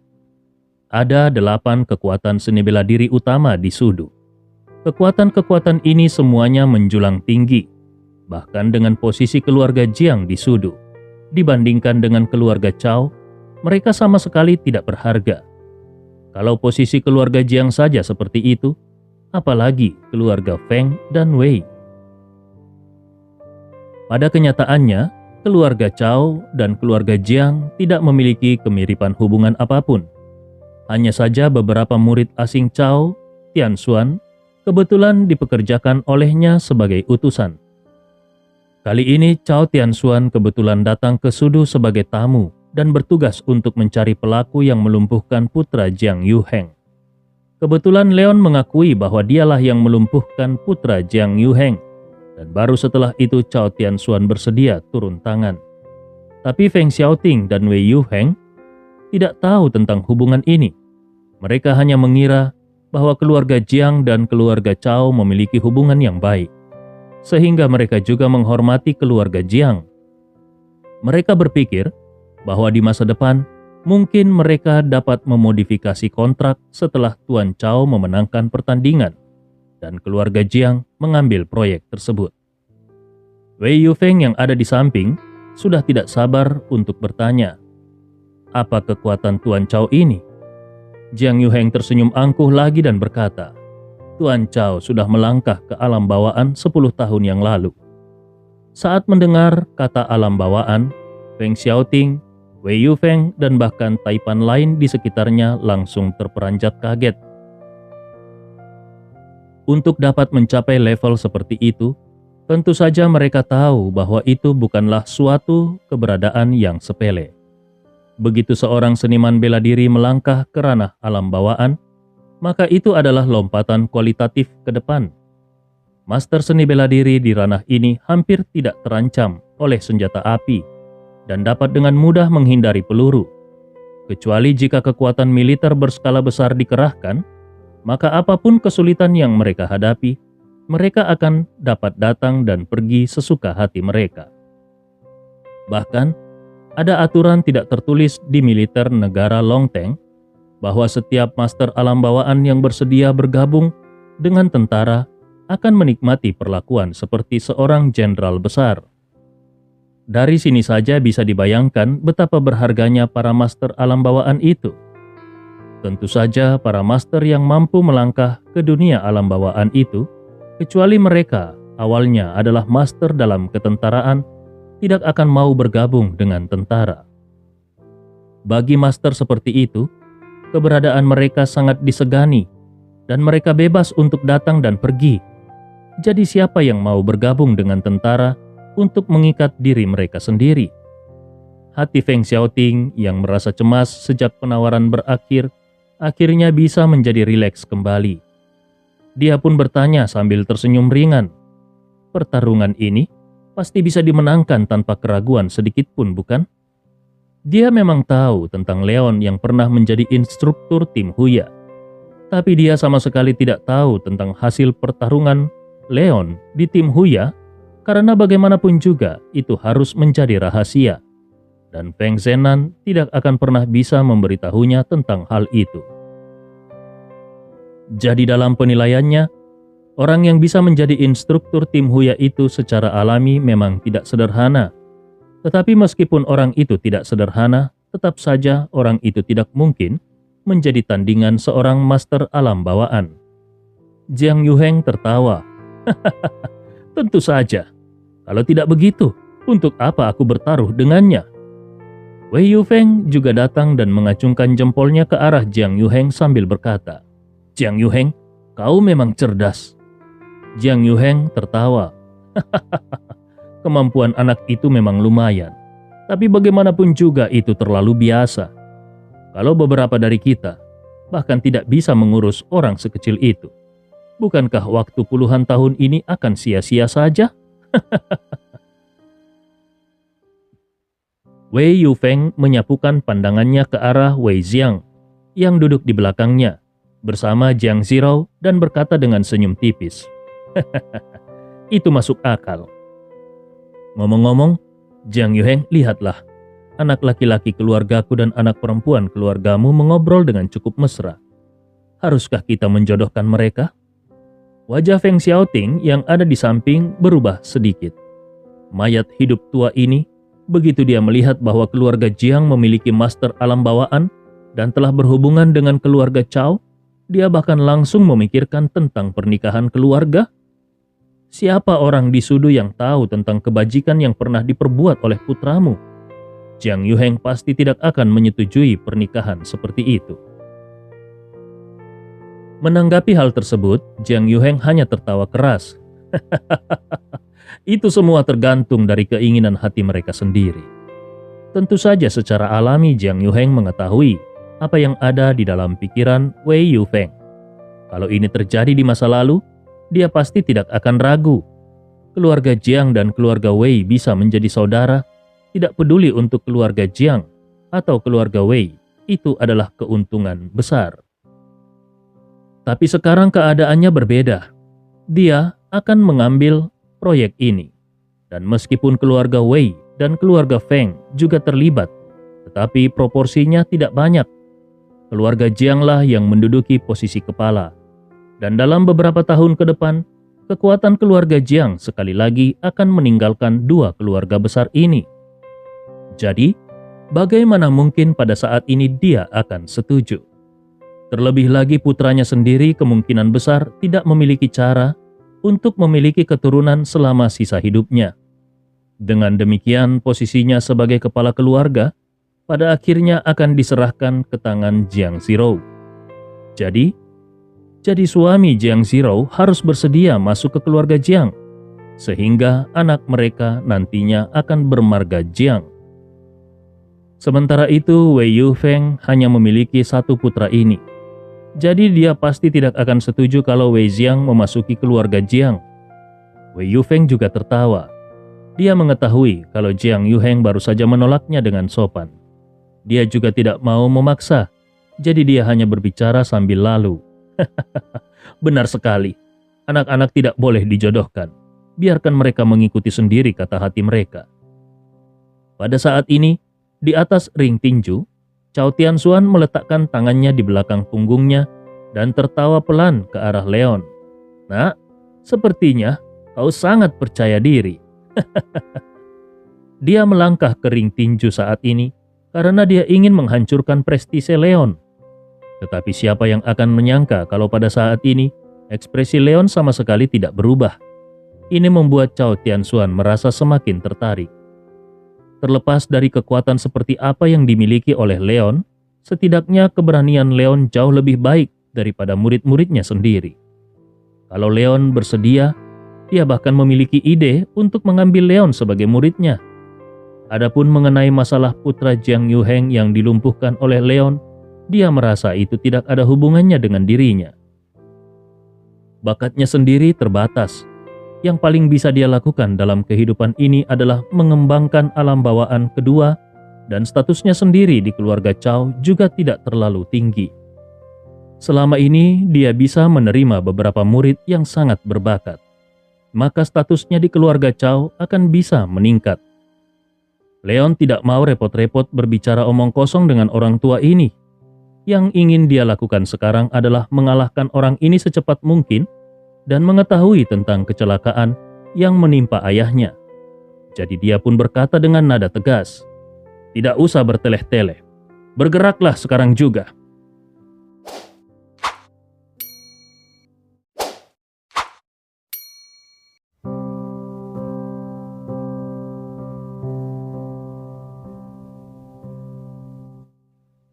Bab 552. Cao Tianxuan tertawa kecil. Kau benar-benar anak sapi yang baru lahir yang tidak takut pada harimau. Aku memberimu saran. Bagaimana kalau kau dengan patuh mengakui kekalahan dan mentransfer proyek itu kepada Jiang Yuheng, lalu kemudian menyembahku sebagai guru dan fokus belajar seni bela diri bersamaku.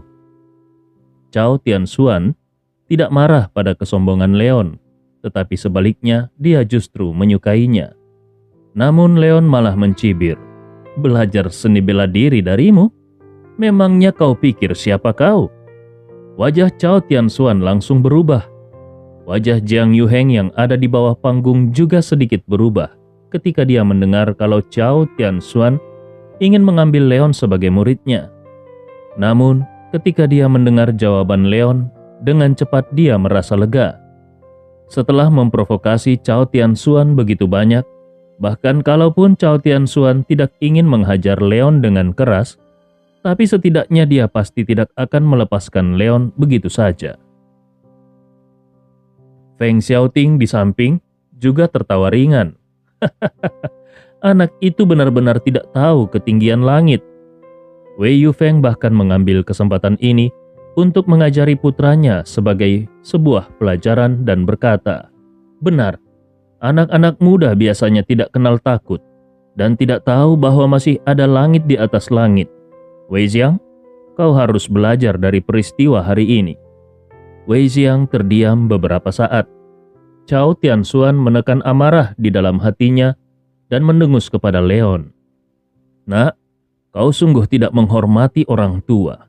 Aku bersedia mengucapkan kata-kata tadi kepadamu karena mempertimbangkan karaktermu yang baik, dan aku tidak ingin kau tersesat." Leon tidak peduli dan langsung mendengus dingin. "Dasar orang bodoh." Cao Tianxuan tidak marah. "Kau?" Dia hanya berkata demikian, namun sesaat kemudian amarah mulai muncul di dalam hatinya. Dia adalah master alam bawaan yang sudah senior. Dengan baik hati dia menawarkan jalan keluar untuk Leon, namun Leon bahkan menyebutnya bodoh. Karena marah, dia ingin memberikan pelajaran kepada Leon yang dianggapnya tidak tahu ketinggian langit. Tetapi kemudian dia melihat sisi berlawanan dari aura Leon berubah dengan keras.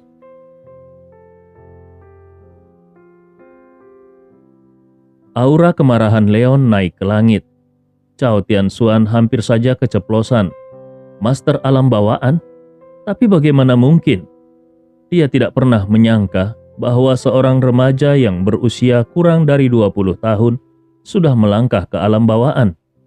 Bahkan para jenius dari keluarga Cao pun sangat sedikit yang bisa melangkah ke alam ini pada usia mereka saat ini.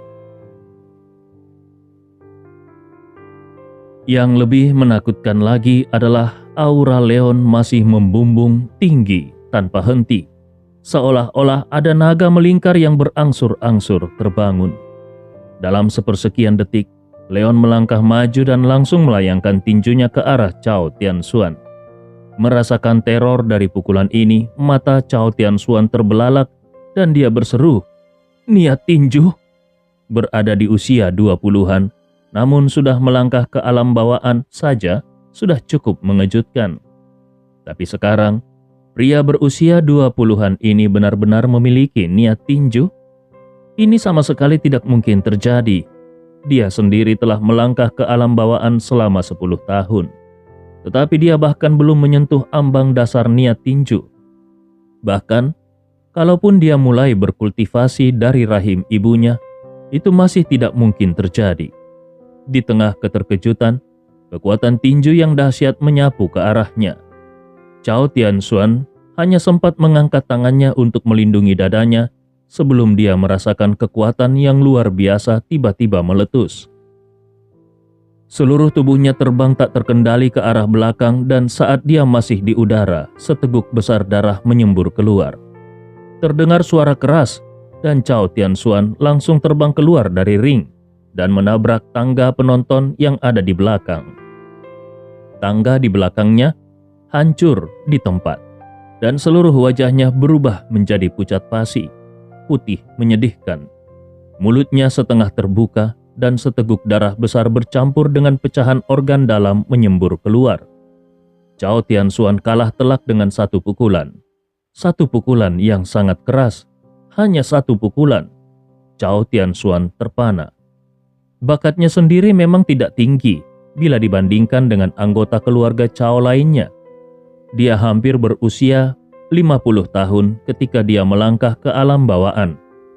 Tetapi setelah berkultivasi selama 10 tahun, dia telah mencapai alam bawaan kedua dan lebih dari setengah dari 206 tulangnya telah mengeras. Jadi tidak akan ada masalah baginya untuk mencapai puncak alam bawaan kedua di dalam hidupnya. Dengan kekuatan seperti itu, dia benar-benar dihancurkan oleh pukulan seorang remaja yang berusia kurang dari 20 tahun. Sulit dipercaya kalau remaja itu telah mencapai alam bawaan ketiga, bukan? Memasuki alam bawaan ketiga pada usia kurang dari 20 tahun? Chao Tianshuan benar-benar tidak berani memikirkannya. Ini terlalu menakutkan. Kepala keluarga kontemporer keluarga Chao adalah jenius tak tertandingi yang langka di keluarga Chao dalam 100 tahun. Dan ketika dia melangkah ke tahap ketiga dari alam bawaan, bukankah dia hampir berusia 30 tahun? Jadi bagaimana bisa anak ini memasuki tahap ketiga dari alam bawaan pada usia kurang dari 20 tahun? Chao Tianshuan benar-benar terpana. Di dalam aula yang besar, suasananya bahkan lebih sunyi. Di mata banyak orang, seharusnya ini menjadi duel yang luar biasa. Ketika Leon berani menerima tantangan tersebut, banyak orang yang berpikir bahwa Leon juga memiliki beberapa keterampilan. Hanya saja ketika Leon menghadapi seorang master alam bawaan, adalah hal yang wajar kalau Leon kalah. Tetapi siapa sangka kalau pertarungan itu akan berakhir segera setelah dimulai. Dan pihak yang menang adalah Leon yang masih muda. Orang yang paling terkejut sudah tentu Jiang Yuheng. Dia berani memasang taruhan seperti itu di depan umum, dan bahkan berani mengeluarkan likuiditas yang telah dikumpulkan keluarga Jiang untuk membuat taruhan besar dengan Leon. Karena dia mengira kalau Tuan Chao adalah seorang master alam bawaan, atau seorang master yang telah melewati ambang batas alam bawaan selama lebih dari 1 dekade. Keberadaan seperti itu tentu saja akan bisa dengan mudahnya membersihkan seorang anak berusia 20 tahunan. Jadi, bagaimana mungkin dia akan berpikir kalau Chao Tianshuan, pakar hebat dari keluarga Chao, akan dikalahkan hanya dengan satu pukulan? Kalau bukan karena fakta bahwa kursi penonton di belakang Chao Tianshuan telah hancur, dan kalau bukan karena fakta bahwa Chao Tianshuan jelas-jelas terluka parah akibat pukulan ini, dia pasti akan curiga kalau Chao Tianshuan telah disuap oleh Leon. Mulut Feng Xiaoting juga terbuka lebar, matanya membelalak. Dia melihat semua ini dengan wajah penuh ketidakpercayaan. Dia bahkan ingin bertanya pada Jiang Yuheng, Bukankah kau mengatakan bahwa Tuan Chao adalah seorang master alam bawaan? Apakah ada master alam bawaan lainnya yang begitu tak terkalahkan? Wei Yufeng juga melakukan hal yang sama. Dia bahkan baru saja selesai mengajari putranya untuk mengambil pelajaran dari sikap Leon yang tidak tahu ketinggian langit. Tapi sekarang ternyata Leon bisa dengan mudahnya mengalahkan Chao Tianshuan. Leon benar-benar tidak menempatkan Chao Tianshuan di matanya. Ketika dia memikirkan sikapnya yang mengejek, ketika tadi putranya sendiri memberikan penilaian terhadap Leon, dia benar-benar merasa sangat malu. Dibandingkan dengan intuisi putranya sendiri, pengalamannya sendiri tidak ada apa-apanya. Wei Xiang tidak berniat menertawakan ayahnya saat ini. Dia juga menatap Leon dengan ngeri. Intuisinya mengatakan kepadanya bahwa Leon mungkin menang, tetapi dia tidak pernah berpikir kalau Leon akan menang dengan begitu mudahnya, hanya dengan menggunakan satu pukulan. Bahkan mereka tidak melihat apa yang sedang terjadi. Ketika tiba-tiba saja Chao Tianshuan, seorang master hebat dari alam bawaan, baru saja terbang keluar. Seberapa kuat sebenarnya Leon ini? Jiang Ziyue juga tercengang. Sebenarnya, dia merasa sedikit gembira di dalam hatinya ketika Leon melumpuhkan kakaknya sendiri. Kalau seandainya Leon tidak melumpuhkan kakaknya, bagaimana mungkin dia memiliki kesempatan untuk menjadi kepala keluarga Jiang? Dan melihat pengaturan yang telah dibuat sendiri oleh ayahnya akhir-akhir ini, tampaknya semuanya berjalan ke arah yang baik untuknya. Meskipun konferensi penawaran telah gagal, namun ayahnya telah menggunakan berita kecelakaan ayah Leon sebagai umpan untuk memancing Leon ke dalam taruhan. Dan dengan adanya seorang master seperti Penatua Chao, seharusnya menjadi taruhan yang pasti. Keluarga Jiang pada akhirnya akan tetap mengambil proyek tersebut.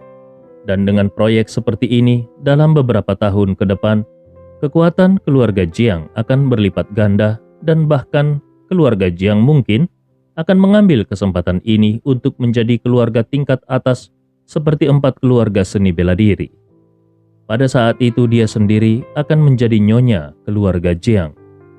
Tapi siapa yang menyangka kalau Tuan Chao yang tak terkalahkan, pada akhirnya akan dikalahkan hanya dengan satu pukulan. Bagaimana dia bisa dikalahkan seperti ini? Dengan kekalahan ini, selain proyek Cahaya Harapan akan hilang, keluarga Jiang juga akan kehilangan 100 miliar. Ini adalah semua likuiditas yang dapat dimobilisasi oleh keluarga Jiang hari ini. Setelah likuiditas ini hilang, keluarga Jiang bisa terjerumus ke dalam titik tanpa harapan. Hidupnya yang indah benar-benar telah berakhir.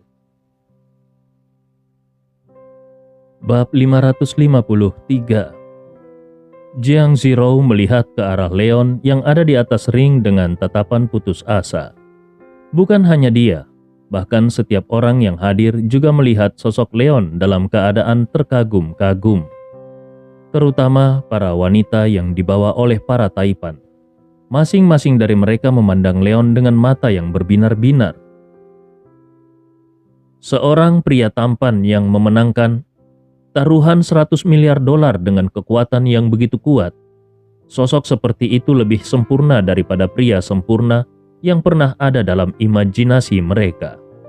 Untuk pria seperti itu, jangankan menjadi kekasihnya, bahkan kalau mereka bisa memiliki kesempatan untuk berhubungan satu malam saja dengannya, mereka tidak akan pernah menyia-nyiakannya. Zhang Yanxi juga memiliki suasana hati yang campur aduk. Ketika kepala keluarga Zhang menyuruhnya menemukan cara untuk menjatuhkan Leon, hatinya sebenarnya sangat ingin menolaknya. Namun, agar bisa duduk di kursi ketua grup Sisan, dan agar bisa mewujudkan balas dendam di dalam hatinya, dia pun memaksakan dirinya untuk mengambil tugas itu. Tetapi ketika sebelumnya dia menyaksikan Leon dan wanita berambut perak itu bertarung dengan hebatnya, semangat di dalam hatinya langsung memudar. Hari ini, ketika secara pribadi dia menyaksikan cara Leon membalikkan tangannya ke awan, dan bahkan meninju seorang master alam bawaan, perlawanan di dalam hatinya telah menghilang tanpa jejak. Dia benar-benar ditaklukkan oleh pria yang beberapa tahun lebih muda dari dirinya.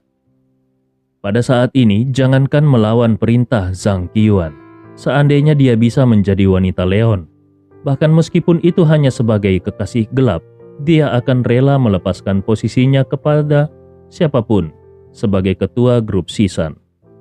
Namun setelah menyapukan pandangannya secara sekilas ke arah Qin Lanyue yang telah mengenakan senyum percaya diri yang samar-samar, mata Zhang Yanxi memancarkan sinar kesuraman. Sebenarnya penampilan Zhang Yanxi sendiri sudah cukup baik. Setelah menerima gelar doktor ganda di usia 20-an dan telah bekerja sebagai wakil di perusahaan lain keluarga Zhang selama lebih dari setahun, dan dia juga telah menghasilkan keuntungan besar untuk perusahaan itu, selama ini dia selalu percaya diri dengan penampilannya sendiri. Tapi bila dibandingkan dengan wanita yang ada di depannya itu, siapa dia? Terlebih lagi Leon dan Qin Lanyue sudah saling kenal sejak lama, dan sikap hangat keduanya secara alami membuat Zhang Yanxi merasa tidak berdaya. Dengan adanya wanita seperti Qin Lanyue di samping Leon, apalagi yang bisa dilakukannya untuk memenangkan hati Leon? Namun dengan sangat cepat, mata Zhang Yanxi kembali menyalakan api yang membara lagi. Zhang Yanxi memiliki karakter sebagai orang yang tidak bisa disuruh menyerah. Semakin susah sesuatu itu, semakin dia menolak untuk menyerah. Kalau tidak begitu, dia tidak akan bisa mendapatkan 2 gelar pasca doktoral di usia yang begitu muda, dan dia juga tidak akan bisa mengambil alih posisi ketua grup Sisan. Qin Lanyue memang wanita yang luar biasa. Lalu kenapa? Sampai saat terakhir, dia juga tidak akan mau menyerah. Tidak seperti Zhang Yanxi, yang mampu menyalakan kembali semangatnya, Zhang Yunxi justru dipenuhi dengan kekecewaan di dalam hatinya. Dia kecewa dengan ketidakrasionalannya terhadap Leon sejak awal, dan dia kecewa karena telah meremehkan Leon, orang yang sangat kuat. Padahal kualifikasi apa yang dia miliki untuk meremehkan Leon? Dibandingkan dengan Leon, pacarnya sendiri yang merupakan pelatih taekwondo, tidak ada apa-apanya. Melihat sosok Leon yang tak tertandingi itu, dia merasa ingin bertanya pada Leon, "Kalau aku ingin menjadi pacarmu, maukah kau mengatakan ya?" Di seluruh ruangan, satu-satunya orang yang mungkin bisa tetap tenang adalah Qin Lanyue. Dia menatap pria yang sangat dikenalnya itu dengan senyuman di sudut mulutnya. Adalah suatu keberuntungan besar baginya karena bisa mengenal Leon di dalam kehidupan ini. Di atas ring, Leon perlahan-lahan menarik tinjunya. Pukulan ini jelas merupakan pukulan terkuatnya hingga saat ini. Sejak dia mengetahui dari Paman Fu, dari Sekte Tang, bahwa penyebab kematian ayahnya saat itu bukanlah kecelakaan, semua usahanya berfokus untuk menemukan kebenaran. Sekarang, kebenaran ada tepat di depan matanya, namun Cao Tianshuan masih menghalangi di depannya dan mengoceh tentang hal-hal receh. Padahal dia sudah sangat malas meladeni omong kosong dari Cao Tianshuan. Dengan pukulan itu, esensi dan semangatnya berada di puncaknya. Dia bahkan telah menyentuh ambang batas tertentu yang hampir tidak bisa disentuh oleh banyak seniman bela diri alam bawaan di sepanjang hidup mereka. Leon, yang mengkhawatirkan kebenaran tentang ayahnya, tidak merasakannya secara detail untuk sementara waktu. Dia hanya dengan dingin menyapu sekilas ke arah Cao Tianshuan yang jatuh ke tanah dan dengan dingin mendengus, "Dasar sampah." Orang tua yang baru bisa melangkah ke alam bawaan pada usia 40 atau 50 tahun memiliki keberanian untuk menjadi guruku? Benar-benar kebodohan yang luar biasa. Sampah?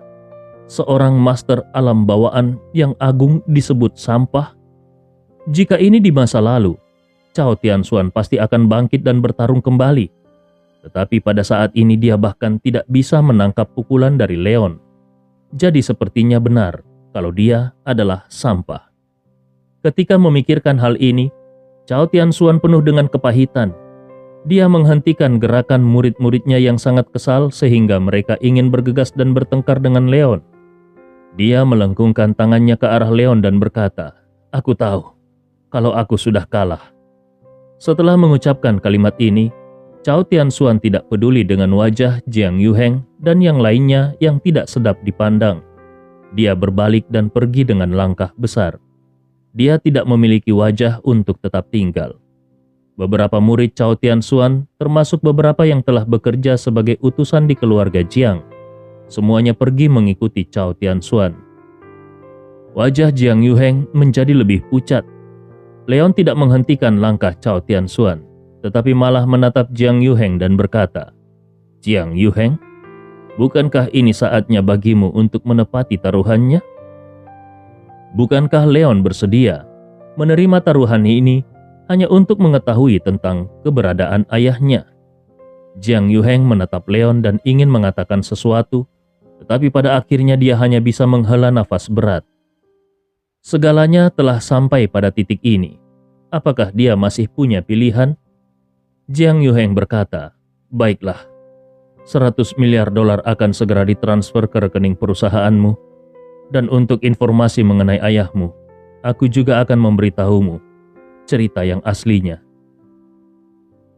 Bagaimanapun, Jiang Yuheng adalah kepala keluarga Jiang dan telah memimpin keluarga kaya pertama di Sudu selama bertahun-tahun. Jadi dia bisa dengan cepat mendapatkan kembali ketenangannya. Leon mengangguk. Dia tidak khawatir kalau Jiang Yuheng akan melakukan trik licik. Dia berjalan bersama Jiang Yuheng ke ruang pribadi kecil yang ada di aula. Keduanya baru saja pergi ketika Wei Yufeng dengan tidak sabar langsung menarik Wei Xiang ke samping dan membuka mulutnya untuk bertanya, "Nak, kalau kita pergi dan meminta maaf kepada anak itu sekarang, apakah menurutmu dia akan tetap mau bekerja sama dengan kita?" Wei Xiang segera memutar matanya dengan marah. Sejak tadi dia sudah berulang kali berusaha memperingatkan ayahnya, tapi ayahnya mengacuhkannya. Sekarang, setelah situasinya seperti ini, ayahnya justru ingin pergi dan meminta maaf kepada Leon hanya agar keluarga mereka tetap bisa mendapatkan keuntungan bisnis. Apakah ayahnya ini benar-benar berpikir kalau Leon adalah badan amal? Melihat ekspresi putranya, Wei Yufeng tahu kalau putranya pasti mengeluh tentang dirinya. Jadi tanpa mempedulikan martabatnya, dia pun buru-buru meminta maaf kepada putranya. "Hei, ayah hanya merasa kaget. Aku benar-benar tidak menyangka kalau konsorsium Bintang Cemerlang ternyata memiliki uang sebanyak itu, dan bahkan juga memiliki seorang master alam bawaan yang masih begitu muda." Melihat wajah ayahnya yang hampir menangis, Wei Xiang tidak bisa berkata apa-apa lagi. Dia menghela nafas dan berkata, "Aku bisa mencoba, tapi aku tidak berani menjamin kalau aku pasti akan berhasil." Dengan pemahamannya tentang karakter Leon, kemungkinan masalah ini bisa berhasil tentu sangat rendah, kecuali jika keluarga Wei benar-benar bisa memberikan kondisi yang memuaskan Leon.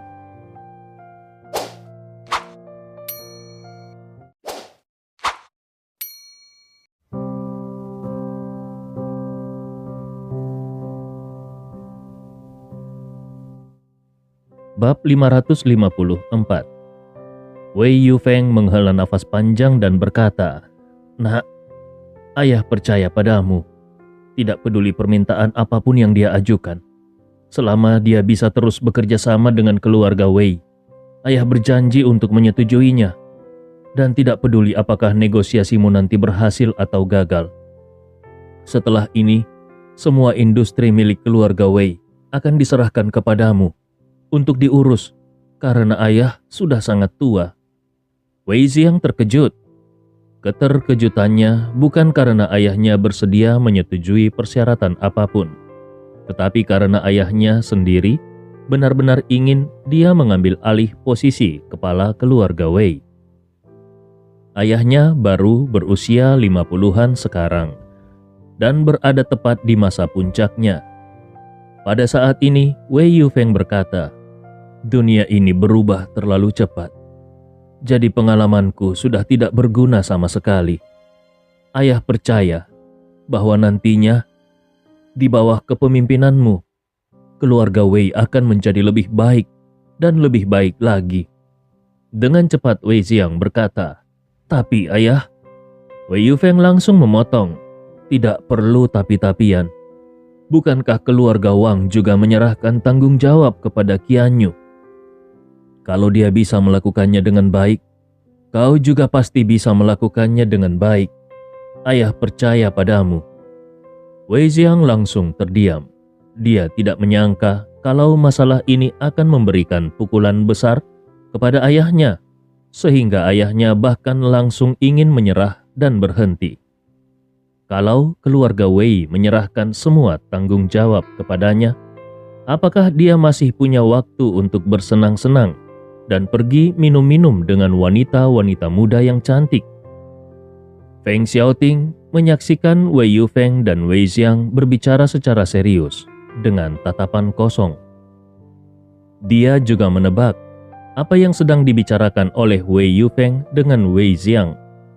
Wei Yufeng pasti ingin mengakui kesalahannya kepada Leon dan menegosiasikan kembali kerjasama mereka. Sebenarnya, dia juga memiliki pemikiran seperti itu. Tetapi masalahnya adalah keluarga Wei memiliki Wei Xiang, sementara dia tidak memiliki siapa-siapa untuk bernegosiasi dengan Leon. Feng Zenan, orang itu hanyalah garis samping keluarga Feng. Apakah dia harus memohon kepada junior garis samping? Bahkan kalaupun dia bersedia menundukkan wajahnya dan memohon, apakah Feng Zenan bersedia menjadi negosiator baginya? Feng Xiaoting tahu dengan jelas di dalam hatinya mengenai ambisi Feng Zenan.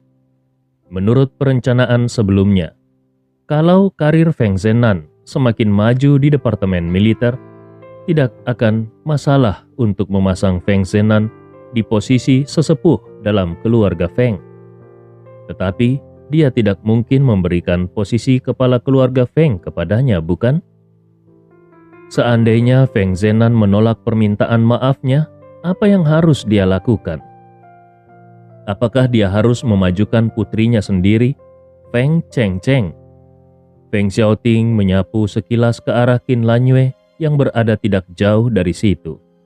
Dia tidak berpikir sedetik pun kalau Leon akan melepaskan hukuman atas pengkhianatannya hanya karena seorang wanita. Lalu, apakah Feng Zenan benar-benar satu-satunya solusi yang tersisa? Di dalam ruang pribadi aula tinju, Leon dan Jiang Yuheng duduk berseberangan. Leon tidak berbicara, dia hanya diam-diam menatap Jiang Yuheng. Jiang Yuheng juga tidak berbicara, karena dia juga menatap Leon dengan hati-hati. Penampilan Leon sangat mirip dengan yang dia ingat sebagai lawan terkuat yang pernah dia temui di dalam hidupnya. Penampilannya tidak bisa dianggap terlalu tampan, tapi sangat mempesona. Dan baik pria maupun wanita pasti akan menyukai penampilan seperti itu. Hanya saja dibandingkan dengan Zheng Nanwood, Leon memiliki lebih banyak aura arogan di antara alisnya.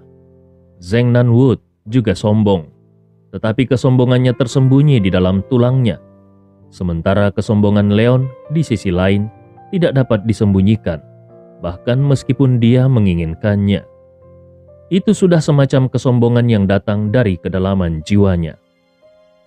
Jiang Yuheng tahu kalau pencapaian Leon di masa depan pasti akan jauh melebihi pencapaian ayahnya.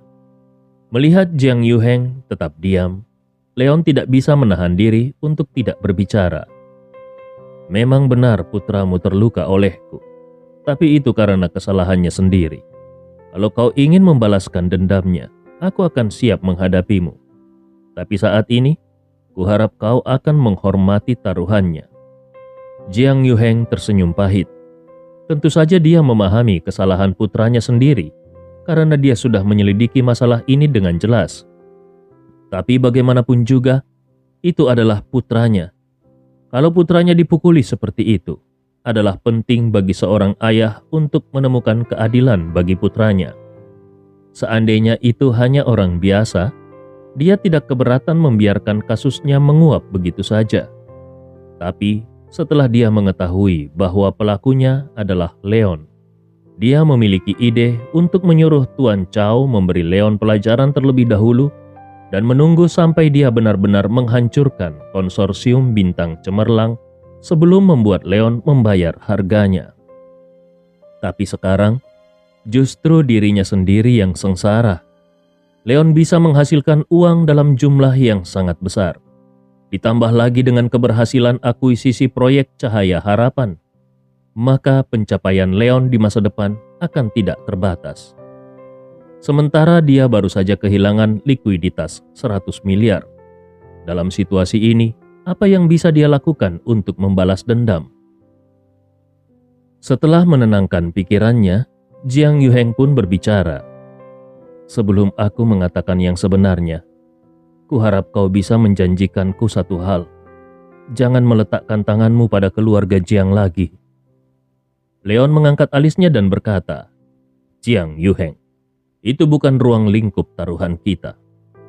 Jiang Yuheng yang tampaknya telah berusia puluhan tahun, lebih tua dalam sekejap, menatap Leon dengan sedih dan berkata, anggap saja, ini permohonan dari orang tua. Leon menyipitkan matanya. Setelah hening beberapa saat dia berbicara, selama kau tidak ada hubungannya dengan pembunuhan ayahku, dan selama keluarga Jiang tidak memprovokasiku di masa depan, aku bisa menahan diri untuk tidak menargetkan keluarga Jiang. Tetapi persaingan bisnis yang normal tidak dapat dimasukkan ke dalam kesepakatan ini. Jiang Yuheng tersenyum pahit. Persaingan bisnis normal tidak ada dalam daftar kesepakatan ini. Sekarang keluarga Jiang berada di saat yang paling sulit. Dia sudah menarik dana 100 miliar. Bahkan orang bodoh pun tahu bahwa keluarga Jiang sekarang berada dalam titik yang sangat berbahaya. Namun, dia juga mengerti bahwa tidak mudah untuk bisa mendapatkan jaminan ini dari Leon. Setidaknya Leon tidak akan membuat keluarga Jiang menjadi punah.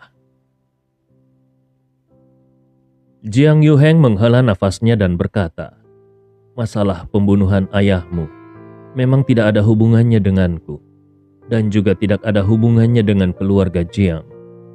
Tapi yang terjadi pada saat itu benar-benar bukan kecelakaan. Leon mencibir. Kalau aku tidak salah ingat, maskapai penerbangan itu dikendalikan oleh keluarga Jiang, bukan? Apakah ini bisa dibilang tidak memiliki hubungan apapun? Jiang Yuheng menjawab, memang maskapai itu dikendalikan oleh keluarga Jiang. Karena itulah, ketika menyelidiki fakta-faktanya, aku mengetahui beberapa kebenaran. Pada kenyataannya, kapten penerbangan saat itu menerima sejumlah besar uang di belakang punggungnya dan secara pribadi mengubah rutenya. Tetapi akhirnya pesawat itu jatuh saat memasuki domain laut lepas. Alasan kecelakaan itu bukan karena kerusakan mesin, melainkan karena ditembak jatuh oleh peluru. Kelopak mata Leon berkibar dengan marah. Ditembak jatuh oleh peluru? Negara mana yang melakukannya? Sekarang adalah era ketenaran di mana segala sesuatu itu dengan cepat bisa menjadi viral.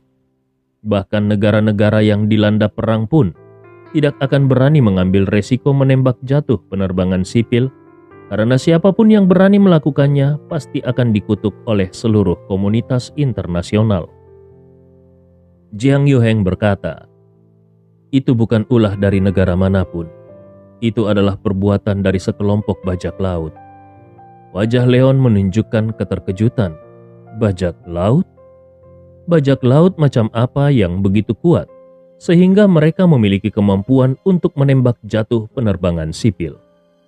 Jiang Yuheng dengan segera menjelaskan, benar, itu adalah sekelompok bajak laut yang sangat kuat. Pada kenyataannya, selama bertahun-tahun, ada banyak kapal dagang yang karam dan pesawat yang jatuh. Semuanya berhubungan dengan mereka. Hanya saja, tidak peduli negara manapun itu, tidak ada yang berani mengatakan kalau mereka bisa melenyapkan kelompok perompak ini. Jadi, untuk menghindari kepanikan, mereka pun menekan pemberitaan terkait masalah ini. Kalau bukan karena kejadian ini, aku juga tidak akan tahu kalau sebenarnya mereka sudah sekuat ini. Leon melihat ke arah Jiang Yuheng dengan wajah bingung dan berkata, "Mereka?" Kalau dia tidak salah melihatnya ketika Jiang Yuheng mengatakan kata mereka. Di mata Jiang Yuheng dengan jelas melintas suatu gumpalan ketakutan. Bab 555. Apa identitas Jiang Yuheng? Dia adalah kepala keluarga kaya nomor 1 di Sudu yang memiliki aset ratusan miliar dolar. Di Sudu sendiri, bukan hanya wali kota, tetapi bahkan gubernur provinsi yang begitu besar pun harus tetap memperlakukannya dengan sopan dan hormat. Bahkan meski langit runtuh sekalipun, Jiang Yuheng tidak akan pernah sedikit pun merasa takut hanya karena penyebutan sekelompok orang. Jiang Yuheng menarik nafas dalam-dalam untuk menenangkan dirinya dan berkata, "Tadi aku sudah mengatakan bahwa kapten penerbangan mengubah rutenya secara pribadi karena dia menerima sejumlah besar uang. Seandainya dia tidak mengubah rutenya secara pribadi, penerbangan itu tidak akan terbang ke wilayah laut lepas dan tidak akan diserang oleh kelompok perompak itu." Leon mengangkat alisnya dan berkata, "Apakah kau mencoba memberitahuku bahwa semua ini diatur oleh mereka?" Kapten menerima sejumlah besar uang dan mengubah rutenya. Sebagai akibatnya, pesawatnya bertemu dengan bajak laut dan diserang oleh mereka. Ini sama sekali bukan kebetulan. Dan jika itu benar-benar diatur oleh manusia, maka itu akan sedikit terlalu menakutkan. Adapun mengenai kapten yang menerima sejumlah besar uang, Leon merasa kalau dia pasti tidak tahu bahwa akan ada pembajakan seperti itu. Jiang Yuheng mengangguk. "Benar, hanya mereka yang mampu melakukannya." Leon bertanya karena penasaran. Lalu siapa mereka itu? Jiang Yuheng menarik nafas panjang lagi sebelum dia mengucapkan 3 kata. Seolah-olah ketiga kata itu seperti 3 gunung yang siap meletus. Geng Tengkorak Darah. Leon mengulangi kata-kata itu kembali. Geng Tengkorak Darah? Jiang Yuheng berkata dengan lirih. Itu adalah organisasi yang sangat misterius, yang memiliki kekuatan di seluruh dunia. Bahkan manipulasi pemilihan presiden di banyak negara, termasuk perang di wilayah tengah. Banyak di antaranya yang disebabkan oleh mereka. Karena itulah mereka bisa dengan mudah membuat kecelakaan seperti itu. Leon menggelengkan kepalanya. Tidak. Kalau organisasi itu begitu kuat, lalu kenapa mereka berkomplot melawan orang tuaku? Kalau geng Tengkorak Darah ini benar-benar menakutkan seperti yang dikatakan Jiang Yuheng, tidak ada alasan sama sekali bagi mereka untuk berkomplot melawan orang tuanya. Atau apakah mereka berurusan dengan target yang berbeda? Hanya saja orang tuanya kebetulan berada di pesawat itu. Tapi, dia tidak pernah mendengar kalau ada orang besar di pesawat itu. Jiang Yuheng terlihat sedikit enggan saat berkata, "Itu karena ayahmu adalah orang yang mereka pilih." Leon semakin bingung. "Apa katamu?" Ayahnya sebenarnya adalah orang yang dipilih oleh geng Tengkorak Darah. Jika ayahnya dipilih, lalu kenapa mereka berkomplot melawan ayahnya? Jiang Yuheng menghela nafas lagi. Setiap tahun, organisasi ini memilih bakat-bakat luar biasa di seluruh dunia untuk bergabung dengan mereka. Orang-orang yang dipilih itu bisa jadi politisi, pengusaha, ilmuwan, atau bahkan jenderal militer. Selama mereka dipilih oleh mereka dan bersedia bergabung dengan organisasi ini, mereka akan segera menerima dukungan kuat dari organisasi ini, dan situasi kehidupan mereka akan berubah secara drastis. Seorang politisi bisa mendapatkan status yang lebih tinggi. Personel militer bisa mendapatkan lebih banyak kekuatan. Pengusaha bisa mendapatkan lebih banyak kekayaan dan bisnis. Dan para ilmuwan juga bisa mendapatkan dukungan dan arah penelitian yang lebih baik. Singkatnya, bagi sebagian besar orang, begitu mereka bergabung dengan organisasi ini, selama mereka tidak mengkhianati organisasi, mereka akan mendapatkan imbalan yang luar biasa. Yang harus mereka lakukan adalah berkontribusi sedikit ketika organisasi membutuhkannya. Sebenarnya, pada saat itu aku juga salah satu orang yang dipilih oleh organisasi ini. Hanya saja karena ayahmu terlalu luar biasa, mereka pun akhirnya memilih ayahmu dan melakukan kontak formal dengan ayahmu.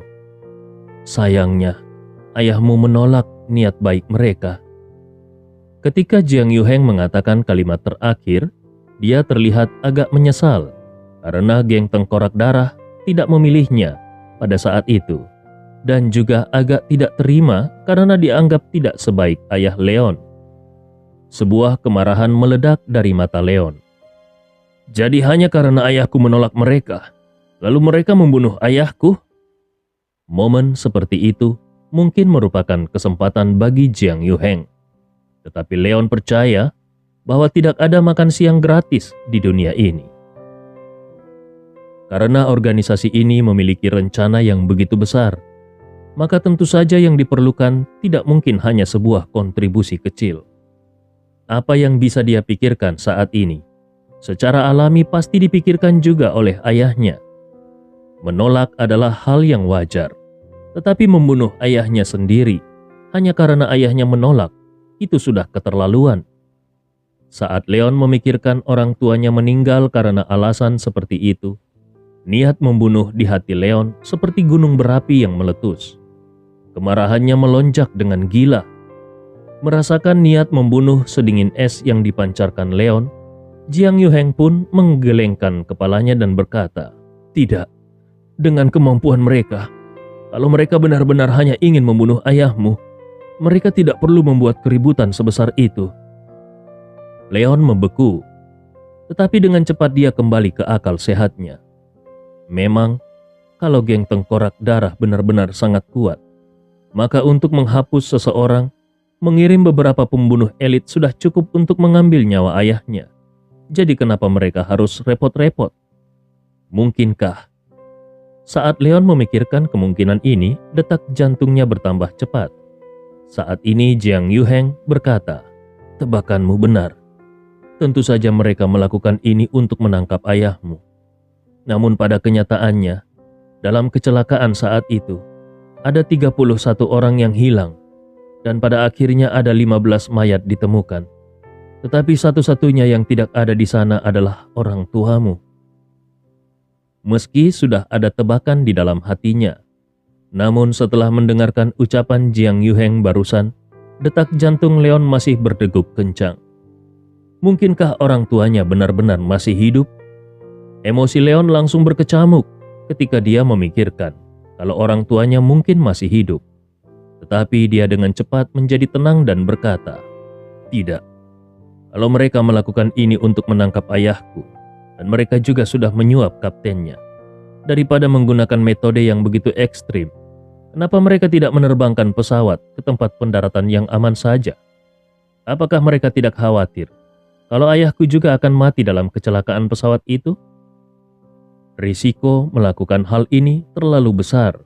Jiang Yuheng mencibir, "Leon, kau terlalu meremehkan mereka. Mungkin tampaknya ada risiko yang sangat besar dalam melakukan ini.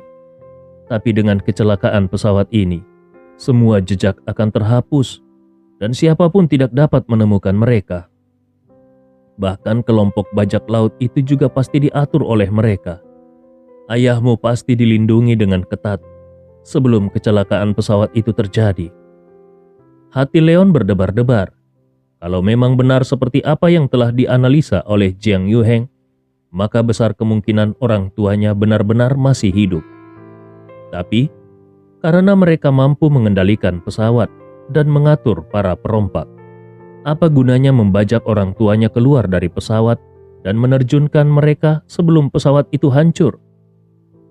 Pada saat ini, jauh di lubuk hatinya, Leon merasa senang dengan fakta bahwa orang tuanya kemungkinan besar masih hidup. Namun di satu sisi dia juga khawatir dengan kondisi mereka. Setelah bertahun-tahun berpisah, kalau memang orang tuanya masih hidup, di mana mereka tinggal? Mereka tidak pernah menghubunginya selama bertahun-tahun. Apakah mereka di penjara? Saat Leon memikirkan situasi seperti itu, hatinya menjadi sangat cemas. Namun Leon menekan kecemasan di dalam hatinya dan bertanya lagi, "Selain itu, apalagi informasi yang kau tahu?" Diam-diam Leon bersumpah di dalam hatinya bahwa kalau benar orang tuanya masih hidup, maka dimanapun mereka berada dan sesulit apapun prosesnya, dia harus menemukan mereka.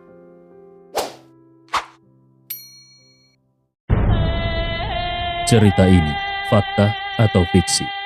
Silakan putuskan sendiri.